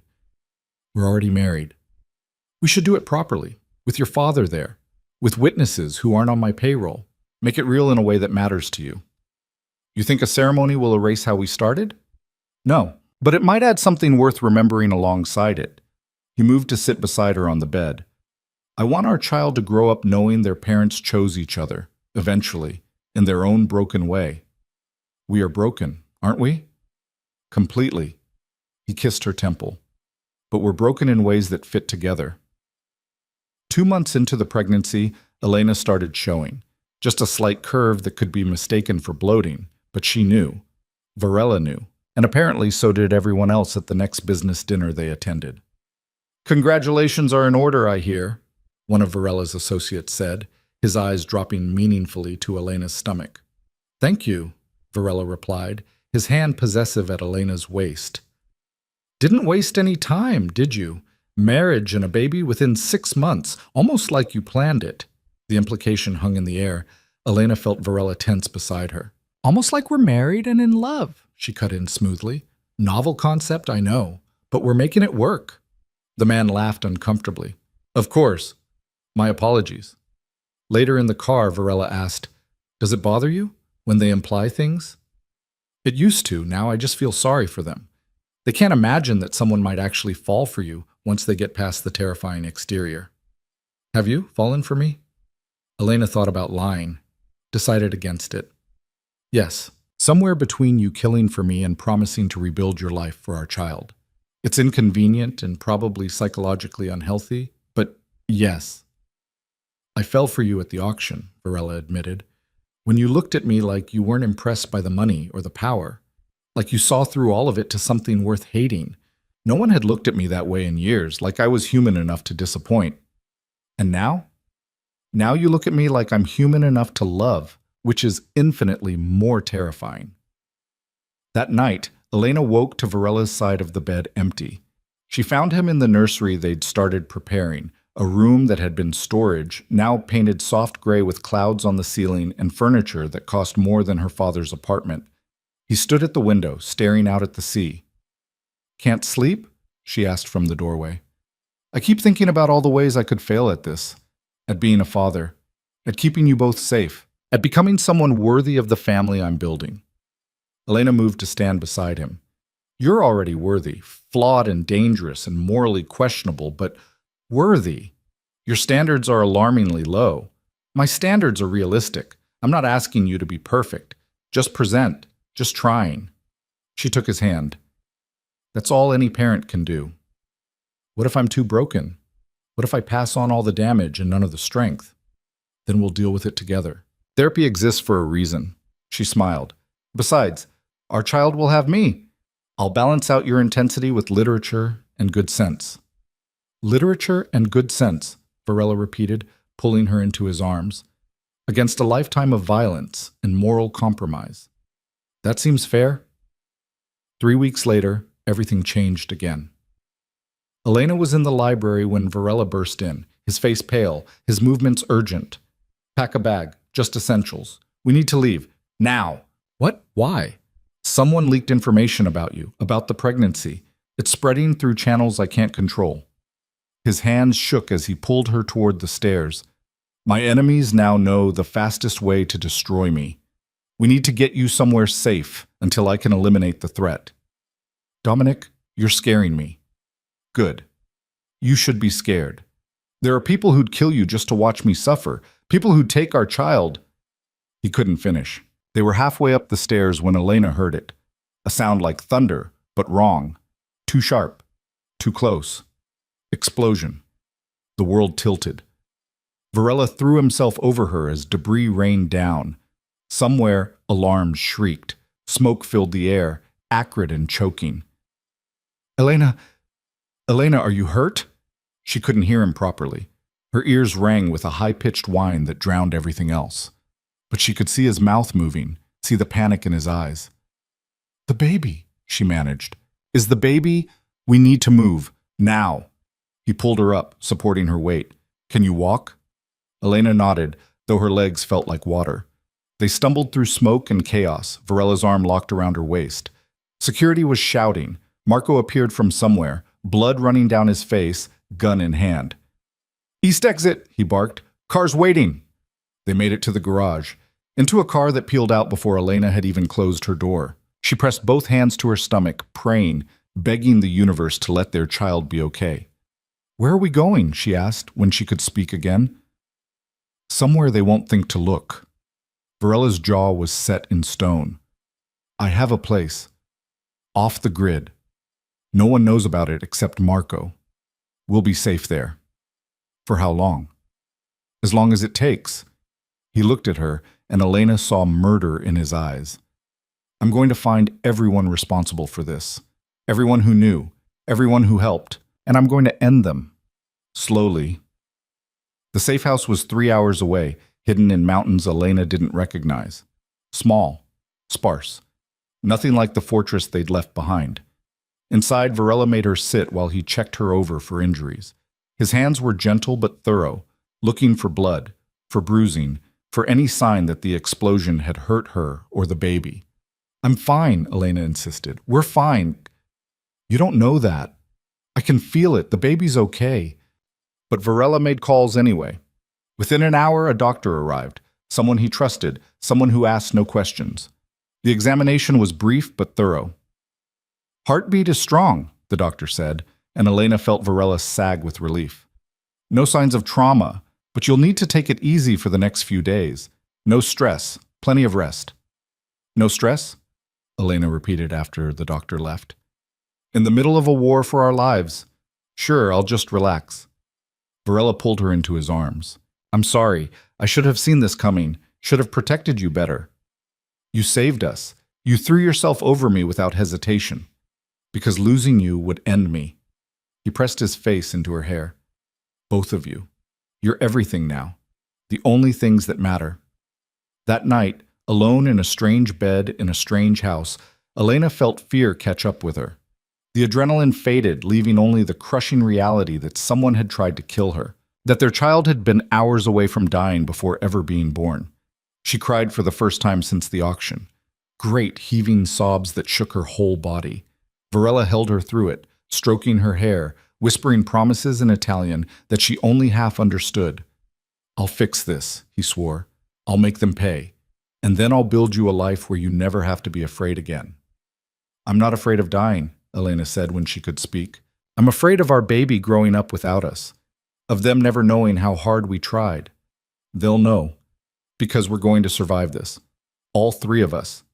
He tilted her face up to meet his eyes. I've survived worse, so have you. Together, we're damn near indestructible. Elena wanted to believe him, needed to believe him, so she did. Over the next week, Varela worked from the safe house, making calls that usually ended with someone on the other end agreeing to things they clearly didn't want to agree to. Marco came and went, reporting on movements, on investigations, on bodies that kept appearing in places that sent clear messages. How many?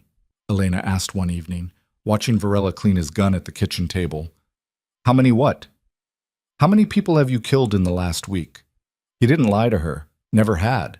4 personally, another 6 through intermediaries. 2 are still breathing but won't be by morning. 12 people. Dead because someone tried to hurt me. Dead because they chose to make you a target. He set down the gun. In my world, that choice has consequences. Final ones. Elena should have felt horror. Should have been repulsed. Instead, she felt protected. Safe. Like Varela was building a wall of bodies between her and anyone who dare threaten their family. I'm broken too, aren't I? She said quietly. Normal people don't feel grateful when their husband commits mass murder on their behalf. Normal people don't survive the auction. Don't adapt to my world. Don't fall in love with men like me. He crossed to where she sat. But you're not normal, Elena. You're extraordinary.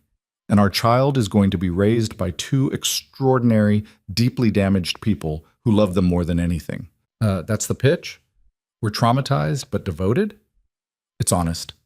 He knelt in front of her chair, his hands covering her stomach. I can't promise perfect, can't promise easy, but I can promise that no one will ever hurt you or this baby while I'm alive. That's worth something.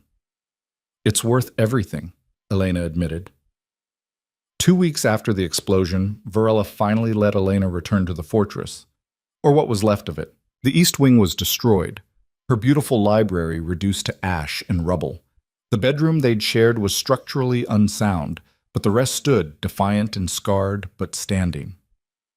We'll rebuild, Varela said as they surveyed the damage. Better security, reinforced structures, things that can't be brought down by one well-placed bomb. Or we could leave. Start over somewhere new. He looked at her. You'd want that? After everything here? This was never my home. You are. Elena took his hand, placed it over her growing stomach. Wherever we are together, that's home. The location doesn't matter. Something shifted in Varela's expression, decision crystallizing into certainty. Then we leave. As soon as you're cleared to travel, we go. Somewhere they won't find us, somewhere we can raise our child without looking over our shoulders every moment. What about your business? Marco can handle it. I'll stay involved remotely, but the day-to-day operations, I'm done. I've spent 15 years building an empire on violence. Time to build something else. Something our daughter deserves. Daughter? Elena smiled. We don't know that yet. I know, I can feel it. His hand pressed against her stomach. She's going to be fierce and brilliant and terrifying, just like her mother. That night they slept in a guest room that hadn't been damaged. Elena woke twice to find Varela awake, watching her with an intensity that should have been unsettling but instead felt like devotion. Can't sleep? She asked the second time. Don't want to. Don't want to miss a moment of knowing you're safe, that we made it through. He pulled her closer. I keep thinking about all the ways this could have gone wrong. How close I came to losing everything that matters. But you didn't. We're here. We're okay. For now. But there's still cleanup. Still threats I haven't neutralized. Elena propped herself up on one elbow. Then finish it. Do whatever you need to do to end this. I'll wait. I'll be safe with Marco, but don't hold back because you're afraid I can't handle the truth of what you are. You've seen what I am. I've seen parts. I can handle seeing the rest. She kissed him softly. End this war, Dominic. Then come back to me and we'll start our real life. The one where we're not constantly running or fighting or killing, just living. Just living, he repeated like the concept was foreign. I'm not sure I remember how. Then we'll learn together. 3 days later, Varela left. He kissed Elena goodbye in the pre-dawn darkness, promised to return within a week, and disappeared into the kind of violence he'd spent his whole life perfecting. Elena waited, tried to read, tried to prepare the nursery, even though they'd likely abandon this house soon, tried not to imagine all the ways Varela might not come back. On the 6th day, Marco appeared in the doorway, his expression unreadable. It's done, he said. Everyone involved is dead. Everyone who knew about the baby. Everyone who thought they could use you against him. It's finished. And Dominic? On his way back. He'll be here by morning. Marco allowed himself a small smile. He's ready to be done with all of this. ready to be just a husband and father instead of what he's been. Can people like him really change? People like him can try. Whether he succeeds, Marco shrugged. That's up to him. And you. And whatever grace exists in this ugly world. Varela came back at dawn, looking exhausted and blood-stained and more human than Elena had ever seen him. She met him at the door, not caring about the mess, just needing to touch him, confirm he was real and whole, and home. It's over, he said into her hair. Truly over. We're free. And for the first time since the auction, Elena believed it. They left Monaco 3 weeks later, once Varela had dismantled enough of his operations to make disappearing possible. The fortress sold to someone who asked no questions, probably because they were too afraid to. Most of the furniture stayed. Elena took only her books, the few photographs that mattered, and the ring Varela had placed on her finger in that chapel months ago. "Where are we going?" she asked as they drove away from the only home she'd known since the auction. "Somewhere quiet, somewhere no one will think to look." Varela glanced at her, his hand finding hers across the console. "Do you trust me? With my life, with our daughter's life? Then close your eyes. I want the first view to be a surprise." Elena closed her eyes, listening to the rhythm of tires on pavement, feeling the car climb and turn through roads she couldn't identify. After what felt like hours, they stopped. "Okay," Varela said softly. "Look." She opened her eyes to find herself staring at a house that was nothing like the fortress. Smaller, warmer, built of stone and wood instead of glass and steel. It sat on a hillside overlooking the ocean, but not in Monaco, somewhere quieter, greener, where the nearest neighbor was probably miles away. Behind the house, mountains rose like protective walls. "It's in Corsica," Varela explained. "Belonged to my mother's family before everything. I bought it back years ago, but never used it. Seemed too peaceful for someone like me." He looked at Elena. "But maybe I'm not that person anymore, or I'm trying not to be." Elena stepped out of the car, breathing air that tasted like salt and pine and possibility. "It's perfect. Wait until you see inside before you commit to perfect." The interior was smaller than the fortress, but somehow felt larger. Windows everywhere, letting in light that made the hardwood floors glow. A kitchen that opened onto a terrace. 3 bedrooms upstairs, one of which Varela had already started converting into a nursery. Books lined the shelves, not expensive collector's editions, but worn paperbacks that someone had actually read. "These were my mother's," Varela said when he caught Elena examining them. "She loved literature. Used to read to me when I was young. Before my father—" He stopped. Started again. "I thought our daughter might like them someday." Elena pulled out a copy of Dante, the margins filled with notes in elegant script. She wrote in Italian. She was from Bastia. Met my father when he was pretending to be something better than a gambler with debts. Varela took the book, his thumb tracing the handwriting. She died when I was 12. Heart gave out, but I think it was really just broken. He destroyed everything she loved by then, including herself. I'm sorry. Don't be. She's the reason I know it's possible to be better. She chose my father despite everything he was. Thought love could fix him. He set the book back on the shelf. It didn't. But maybe that's because he didn't want to be fixed. I do. For you. For our child. For the version of myself I see reflected in your eyes. They spent the first week settling in. Francesca had come with them, refusing to stay behind, claiming she was too old to train a new employer. Marco visited twice, bringing updates about the businesses Varela was systematically legitimizing or selling off. Each day, Varela seemed lighter, less controlled, more like the boy in that photograph from his office. I keep waiting for the other shoe to drop, Elena admitted one evening as they sat on the terrace watching the sunset. 6 months pregnant now, her stomach round and impossible to hide. For someone to find us. For this peace to be temporary. It might be, Varela said honestly. People like me don't usually get happy endings.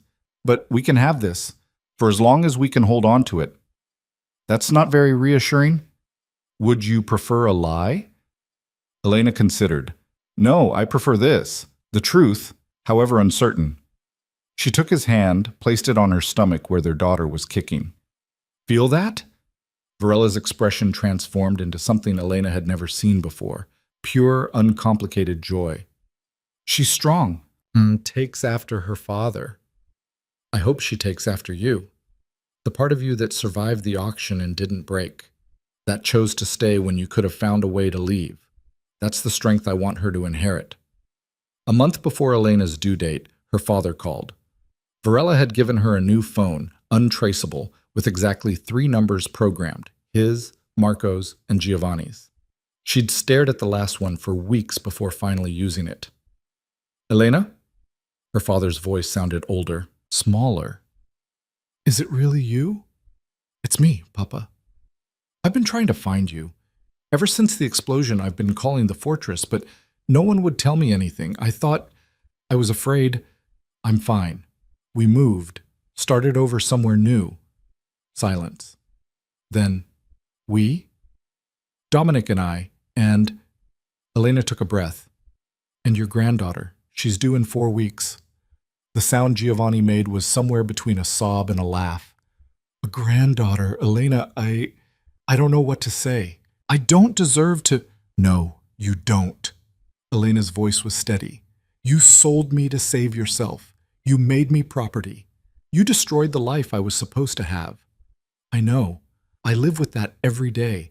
If I could take it back, but you can't, and I can't forgive you. Not completely. Not yet. Maybe not ever. She looked at Varela, who was watching her with patient understanding. But I'm calling because despite everything, you're still my father. And I want my daughter to know her grandfather on my terms when I'm ready, if you can accept that. Yes, anything, whatever terms you want. Just let me be part of her life, please. I'll think about it. I'll call you after she's born. We'll figure it out then. She hung up before he could say anything else. Varela crossed the room, pulled her into his arms. That was brave. That was necessary. I can't hold on to the anger forever. It's exhausting. Forgiveness isn't the same as forgetting. I know, but maybe it's a start. Elena pressed her face into his chest. Tell me I'm not making a mistake. Letting him back in. I can't tell you that. He might disappoint you again. Might prove he hasn't changed. Varela's hand stroked her hair. But you're giving him a chance to be better. Same chance you gave me. That's not weakness. That's grace. 3 weeks later, Elena's water broke at 2 in the morning. She woke Varela with a hand on his shoulder and 3 words that sent him into controlled panic. It's time. She's coming. They'd prepared for this. Had a doctor on call, a birthing plan, every possible scenario accounted for. But standing in their bedroom with contractions starting to build, Elena felt the weight of how real this was, how final. In a few hours, she'd be someone's mother, responsible for a life she'd helped create with a man she'd been forced to marry and somehow chosen to love. Breathe, Varela said, though he looked like he was the one who needed the reminder. Just breathe. I'm here. I'm not going anywhere. The labor was long, painful. Elena had refused heavy medication, wanting to feel it all, wanting to earn the title of mother through the same pain her own mother had endured for her. Varela stayed beside her the entire time, letting her break his hand with her grip, whispering encouragement in Italian when the pain got too bad for English. You're stronger than this, he kept saying. You survived me. You can survive anything. 16 hours after it started, their daughter entered the world screaming her fury at the cold and the light and the injustice of being born. The doctor placed her on Elena's chest, tiny and red and absolutely perfect in her imperfection. She's here, Elena sobbed, touching the impossibly small fingers, the shock of dark hair, the face that was somehow both hers and Varela's and entirely her own. She's actually here. Varela stood beside the bed, tears streaming down his face without shame or apology. What's her name? They'd debated this for months. Elena had wanted something Italian to honor Varela's mother. He'd wanted something that meant hope or new beginning. In the end, they'd chosen both. Chiara, Elena said, looking at their daughter. Chiara Sofia Varela. Clear. Bright. Varela touched his daughter's cheek with one finger, his hand shaking. Perfect. She's perfect. The first week was chaos. Kiara slept in 2-hour increments, which meant no one else slept either. Elena's body ached in new ways, healing from the trauma of birth while learning to feed a tiny human who seemed perpetually hungry. Varela was useless with diapers, but excelled at walking the hallways at 3 a.m., singing Italian lullabies Elena had never heard him sing before. "Where did you learn those?" she asked one night, finding him swaying in the nursery with Chiara against his shoulder. "My mother. I'd forgotten them until now. Funny how things come back when you need them." Francesca ran the household with quiet efficiency, bringing food Elena barely tasted, cleaning things that didn't need cleaning, giving advice only when asked. Marco visited once, bringing gifts that looked like they'd been chosen by someone who'd never met a baby. A knife with Chiara's name engraved on it, a savings bond worth more than most people's houses, a stuffed bear that cost more than it should. "For protection," he explained, gesturing at the knife. "When she's older." "She's 3 days old, Marco." "Then she has time to grow into it." At 2 weeks, Elena called her father.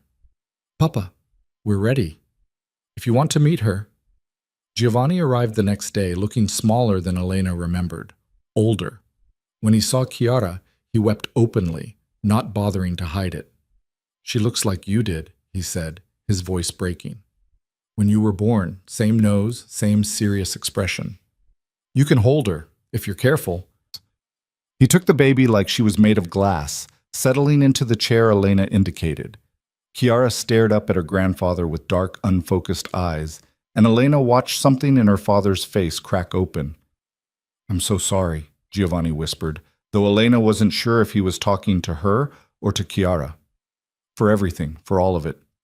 You deserve better than what I gave you." "Yes," Elena agreed. "I did, but I survived it, and I'm building something better now. You can be part of that, but Papa—" She waited until he looked at her. "One mistake. One moment of putting yourself first or putting her at risk, and you're gone. Forever. Do you understand?" "I understand. I swear to you, Elena, I'll be better. I'll be the grandfather she deserves." Varela watched the interaction from the doorway, his expression unreadable. Later, when Giovanni had left and Chiara was sleeping, Elena found him in his office, staring at nothing. "You okay?" she asked. "I keep thinking about my father, what he did to me, how he chose his debts over my life." Varela looked at her. "And I wonder if I'm capable of being better, or if that damage is hereditary." Elena crossed the room, took his face in her hands. "You're already better. You chose us over your empire, over your reputation, over everything you spent years building. That's not nothing. What if it's not enough? Then we'll figure it out, together." She kissed him softly. "You're not your father, Dominic. You're choosing differently. That's all any of us can do." The months passed in a blur of sleepless nights and small miracles. Chiara's first smile, her first laugh. The day she rolled over and Varela called Elena from 3 rooms away like it was the moon landing. They celebrated holidays quietly, just the 3 of them, Francesca, and occasionally Marco. No parties, no galas, no performances for people who measured worth in euros and fear. On Chiara's first birthday, they held a party in the garden. Giovanni came bringing gifts he'd clearly agonized over. Marco brought more impractical weapons disguised as toys. Francesca baked a cake that Chiara mostly smeared in her hair. "This is good," Elena said that night, watching Varela clean frosting off their daughter while Chiara giggled and squirmed. "This life, this family, it's good. It's better than I deserve. Stop saying that. You're earning it every day." Elena moved to help him, taking Chiara's other hand. "Look at her. She's happy, safe, loved. That's what matters." "I still have nightmares," Varela admitted, "about the auction, about you on that platform, about the man I was who could look at another human being and see property. That man is dead. You killed him when you chose to let me choose you." "Did I? Or is he just sleeping, waiting for the moment I slip back into old patterns?" Elena set down the washcloth, giving him her full attention. "Listen to me. You're going to make mistakes. You're going to lose your temper. You're going to have moments where the violence feels easier than the peace. That's being human. That's being damaged. But you're not going to become that man again because you have something he never had. What? A reason to be better. Two reasons, actually. She gestured at herself and Kiara. We're your reason. And as long as you remember that, you'll find your way back every time you get lost. 2 years after leaving Monaco, Varella's transformation was complete. He'd sold every illegal operation, invested the money into legitimate businesses that actually helped people, affordable housing, education programs, microloans for entrepreneurs. The fortune was still massive, but it was clean, legal, something their daughter could inherit without shame. I got a call today, he said one evening while they watched Kiara play with blocks on the living room floor. From the prosecutor in Milan, the one who's been investigating my old associates. Elena's stomach clenched. And? He wanted to thank me. Apparently the information I've been providing helped him make 17 arrests. People who thought they were untouchable. Varela smiled without humor. Turns out I'm more dangerous as a witness than I ever was as a criminal. You testified against them?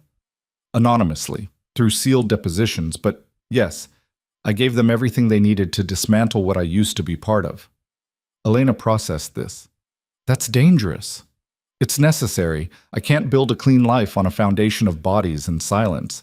Eventually, that catches up to you. He looked at Kiara, who was babbling to her blocks like they were old friends. I want her to grow up knowing her father tried to fix his mistakes, even if he couldn't erase them. That night, after Kiara was asleep and the house was quiet, Elena found herself thinking about the girl she'd been. 22, naive, certain that the world made sense if you just followed the rules. That version of herself seemed like a stranger now, someone who'd existed in a different lifetime. Do you ever regret it? Varela asked from beside her in bed. Staying, choosing this life. Every day, Elena admitted. And also, never. It's both things at once. That doesn't make sense. Nothing about us makes sense. We're a crime boss and his purchased wife who somehow turned into a family. We're built on trauma and bad choices and moral compromise, but we're also real, and we're trying, and some days that feels like enough. Varela pulled her closer. Some days I look at you and can't believe you're real, that you chose to stay, that you gave me a daughter and a reason to be human again. Some days I look at you and can't believe I fell in love with the man who bought me at an auction. Elena tilted her head to look at him. But here we are, broken and trying and somehow making it work. Somehow making it work, Varela repeated. That should be our family motto. When Kiara turned 3, Elena started writing again. Not literature analysis like she'd studied in university, but something else. A memoir about survival and choice and learning to build a life from the wreckage of someone else's mistakes. She didn't know if she'd ever publish it. Didn't know if the world needed another story about trauma repackaged as redemption. But writing it helped. Made sense of the senseless. Varela found her one afternoon, typing furiously while Kiara napped. What are you working on? Our story. Or my version of it, anyway. Can I read it? Elena hesitated. It's not pretty. I don't make us look like heroes, just people trying to survive the consequences of other people's choices. That's accurate? He sat beside her. Read me something. So she did. A passage about the auction, about standing on that platform and feeling her humanity drain away with every bid, about seeing Varela and knowing her life was ending and beginning in the same moment. When she finished, Varela was quiet for a long time. You should publish it, he said finally. Under what name? Elena Varela, wife of a reformed crime boss? That'll go over well. Under your maiden name, Elena Rossi, the girl who survived, who chose to build something better from the worst moment of her life. He took her hand. People need to know that survival isn't always pretty, that sometimes you have to make peace with monsters to stay alive. And sometimes those monsters turn out to be just men, damaged, trying men. You really think people would want to read this? I think people need to read it, because the world is full of Elenas who think they have no choice, who believe survival means surrender. Your story proves otherwise. Elena published the book under a pseudonym 2 years later. It sold modestly, not a bestseller, but enough to matter. She donated the proceeds to organizations that help trafficked women, that fought the kind of trade that had almost destroyed her. Varela matched her donations dollar for dollar, anonymously, because despite everything he'd become, he still understood the power of money to change lives. On their 5th wedding anniversary, Varela took Elena back to the chapel where they'd married. Not to renew vows. Those had been real the first time, however forced. But to say them again, this time meaning every word. I, Dominic, take you, Elena, to be my wife, my choice, my partner, the woman who saw the worst of me and decided I was worth saving anyway. I, Elena, take you, Dominic, to be my husband, my choice, my partner, the man who gave me hell and then built me a heaven from the ashes. They kissed in the same chapel, before the same priest, but everything else was different, better, real. That night, lying in bed in the house that had become their home, Elena felt something she'd thought impossible during those first months after the auction. Contentment. I'm happy, she said, surprised by the realization. Actually happy. Not pretending or coping or surviving, just happy. Varela propped himself up on one elbow, studying her face in the moonlight. You should be. You've earned it. We've earned it. I'm still not convinced I deserve you, or Chiara, or this life. Stop waiting for permission to be happy, Dominic. Just be happy. It's allowed. He kissed her, slow and deep and full of all the things they'd built together from ruins and wreckage. Okay, I'll try. That's all I ask. Just keep trying. When Chiara turned 6, she started asking questions about how Mama and Papa met.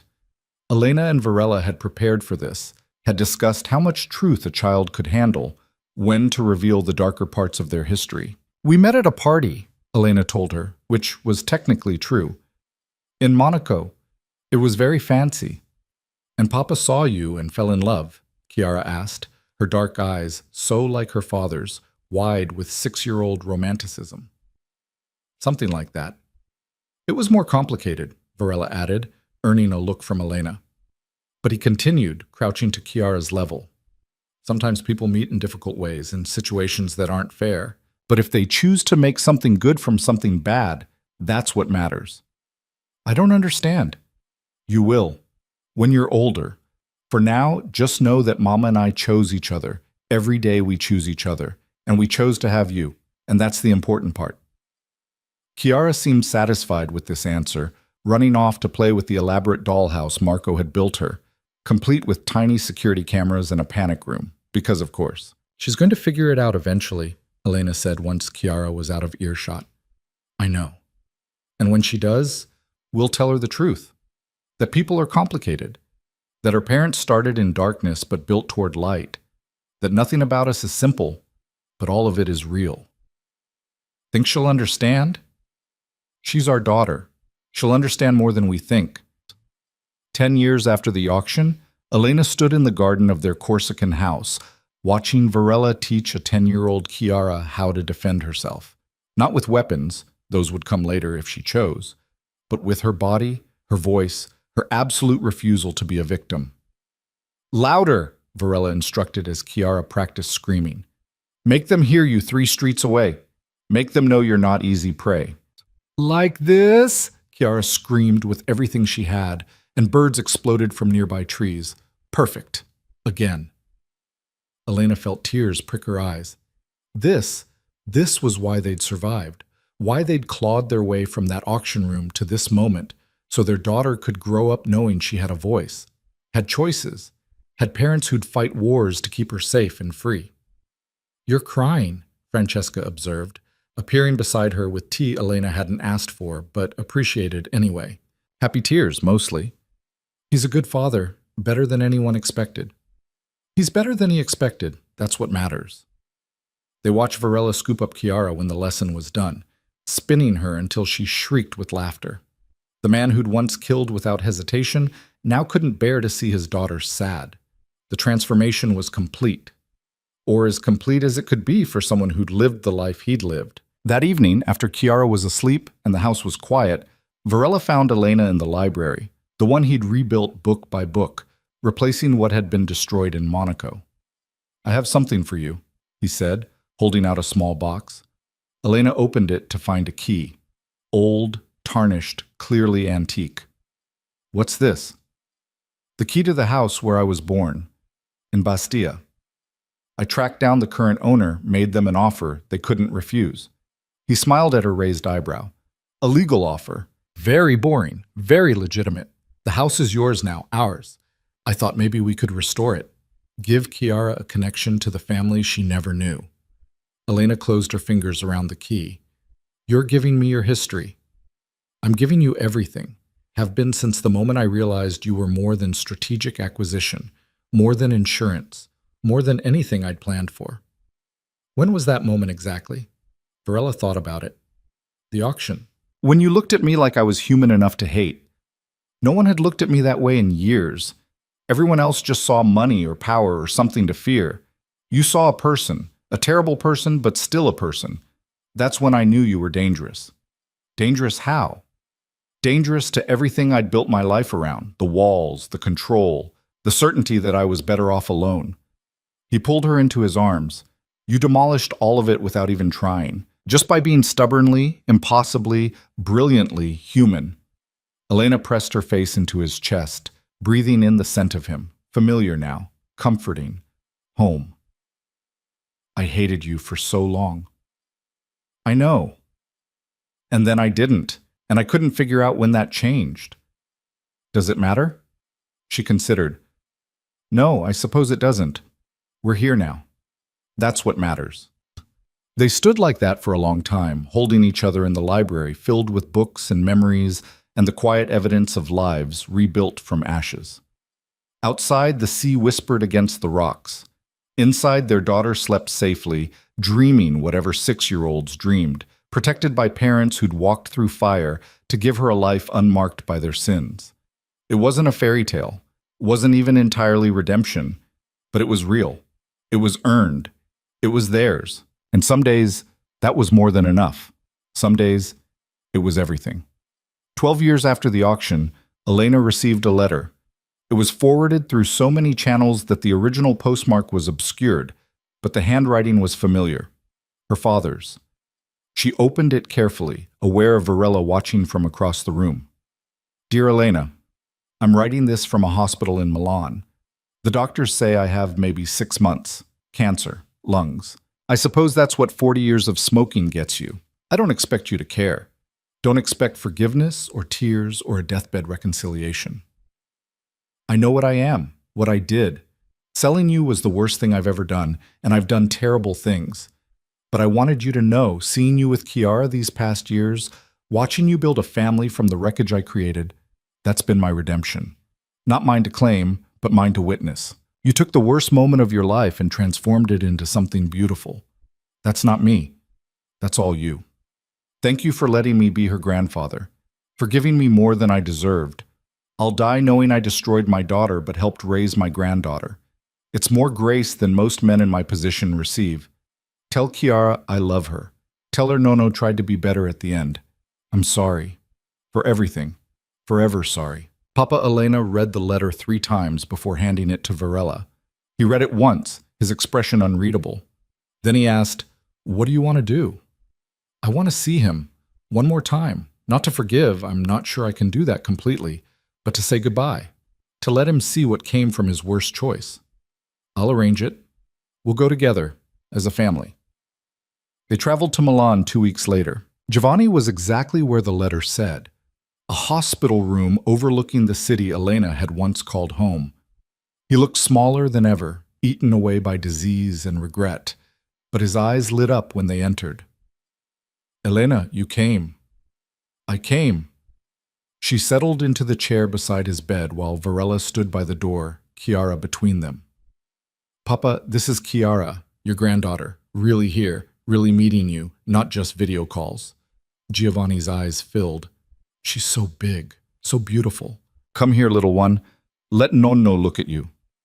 Chiara approached cautiously, taking the old man's weathered hand. Mama says you're sick. Very sick. But seeing you makes me feel better. That's not how medicine works. Giovanni laughed, which turned into a cough. No, I suppose it's not, but it's true anyway. They stayed for an hour. Giovanni told Chiara stories about Elena as a child, the books she'd loved, the drawings she'd made, the way she'd questioned everything, even at 6 years old. Elena let him talk, watching her father and daughter together, feeling the complicated tangle of love and anger and grief that had no clean resolution. When they left, Giovanni caught Elena's hand. "Thank you," he whispered, "for being better than me, for surviving what I did to you, for making something beautiful from something terrible. Goodbye, Papa. Goodbye, little one." He died 3 weeks later. Elena cried at the funeral, not for the father he'd been, but for the one he might have become if he'd made different choices. Varela held her through it, solid and steady, while Chiara placed flowers on a grave for a grandfather she'd barely known but would remember kindly. "You okay?" Varela asked on the drive home. "I will be, eventually." Elena looked out at the landscape passing by. Italy giving way to France, France giving way to Corsica, distance giving way to home. He gave me life and then destroyed it, but from that destruction came you, came Chiara, came everything I have now. I don't know how to feel about that. Feel however you feel. There's no right answer. I'm grateful and angry and sad all at once. Then be all those things. You're allowed. That night, Elena stood in Chiara's doorway, watching her daughter sleep. 12 years old now, growing into someone fierce and brilliant and completely herself.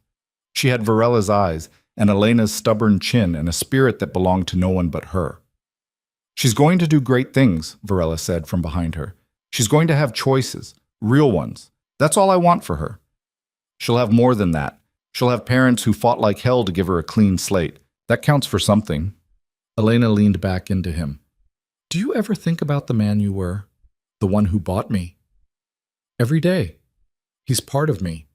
Will always be part of me. But he's not in control anymore." Varela's arms wrapped around her. "That man wanted power. This one just wants you and Chiara and the life we've built. It's a better trade." "The best trade," Elena agreed. 15 years after the auction, Elena published her second book. This one wasn't about survival. It was about transformation, about choosing to build something good from something terrible, about learning to love the person who hurt you after they've become someone different. It was controversial. Some readers called it Stockholm Syndrome disguised as romance. Others called it honest. Elena didn't care either way. She'd written it for herself, for Chiara, for anyone who needed to know that healing wasn't linear and redemption wasn't clean, and sometimes love grew in the darkest soil. Varela read it in one sitting, then found Elena in the garden. "You made me cry," he said, which was as close to vulnerable as he usually got. Good crying or bad crying? Grateful crying, for being seen, for being given a chance to be more than my worst choices? He sat beside her on the bench they'd installed years ago. "I don't deserve the way you write about me. The grace you extend. You've earned it. Every day for 15 years you've earned it." "Have I? Or have I just been lucky enough to love someone who sees potential instead of pattern?" Elena took his hand. "Both. It's both things. You're doing the work. I'm recognizing the effort. That's how it works." They sat in comfortable silence, watching the sun set over the sea, painting the sky in colors that didn't have names. "I love you," Varela said. Simple. Direct. True. "I know, I love you too, even when I don't want to, even when the rational part of my brain reminds me how we started. I love you anyway." Anyway is the best kind of love. The most honest kind, at least. On their 20th anniversary, Elena and Varela returned to the chapel one final time. Not to renew vows again, but to attend Mass, something neither of them had done in years, but Chiara had requested, curious about the faith her grandmother had held. The priest who'd married them was gone, replaced by a younger man who didn't know their history. He spoke about forgiveness and grace and second chances, and Elena felt Varela's hand tighten on hers. After they walked through Monaco's streets, older now, different, but still recognizable. The auction house where it had all started was gone, torn down and replaced by something innocuous. A bank, maybe. Or office space. The kind of building that held no memories. "Do you ever regret it?" Elena asked, standing where the entrance had been. "That night, buying me, starting all of this." Varela considered the question seriously. "I regret the circumstances. Regret that you had no choice. Regret every moment you were afraid or angry or convinced I was a monster. He turned to face her. But regret having you in my life? Regret Kiara? Regret becoming someone worthy of the family we built? Never, not for a second. Good answer. It's an honest answer. They walked back to their car hand in hand, two people who'd survived the worst and built the best from its ruins. 25 years after the auction, Elena stood in her garden, older now, graying at the temples, lines around her eyes from years of laughter and tears and life, and watched Kiara marry the woman she loved. A beautiful ceremony, full of joy and choice and everything Elena had fought to give her daughter. Varela cried openly, not bothering to hide it. Our baby, he kept saying. Our baby is so happy. She is, Elena agreed, her own tears falling freely. We did good, Dominic. Despite everything, we did good. We did better than good. We did impossible. The reception lasted until dawn, dancing and speeches and toasts to love that chooses itself. Elena danced with Varela like they had at that first gala decades ago, but nothing was performance now, just two people who'd walked through fire and come out holding hands. 25 years, Varela mused. Quarter of a century since I made the best worst decision of my life. Best worst decision? Buying you was terrible, wrong, unforgivable, but it brought me you. Brought me everything I have now, so it's the best terrible thing I've ever done. Elena laughed. That's twisted logic. We're twisted people. It fits. As the sun rose over the mountains, Elena found herself thinking about that girl on the auction platform. 22 and terrified and certain her life was ending. If she could go back and tell that girl what was coming, the fear and the anger and the slow transformation from captive to partner, to wife to mother, would that girl have believed her? Probably not, but she would have survived it anyway, because survival was what Elena Rossi, Elena Varela, did best. And in the end, she'd done more than survive. She'd lived. 30 years after the auction, Elena and Varela sat on their terrace watching the sunset.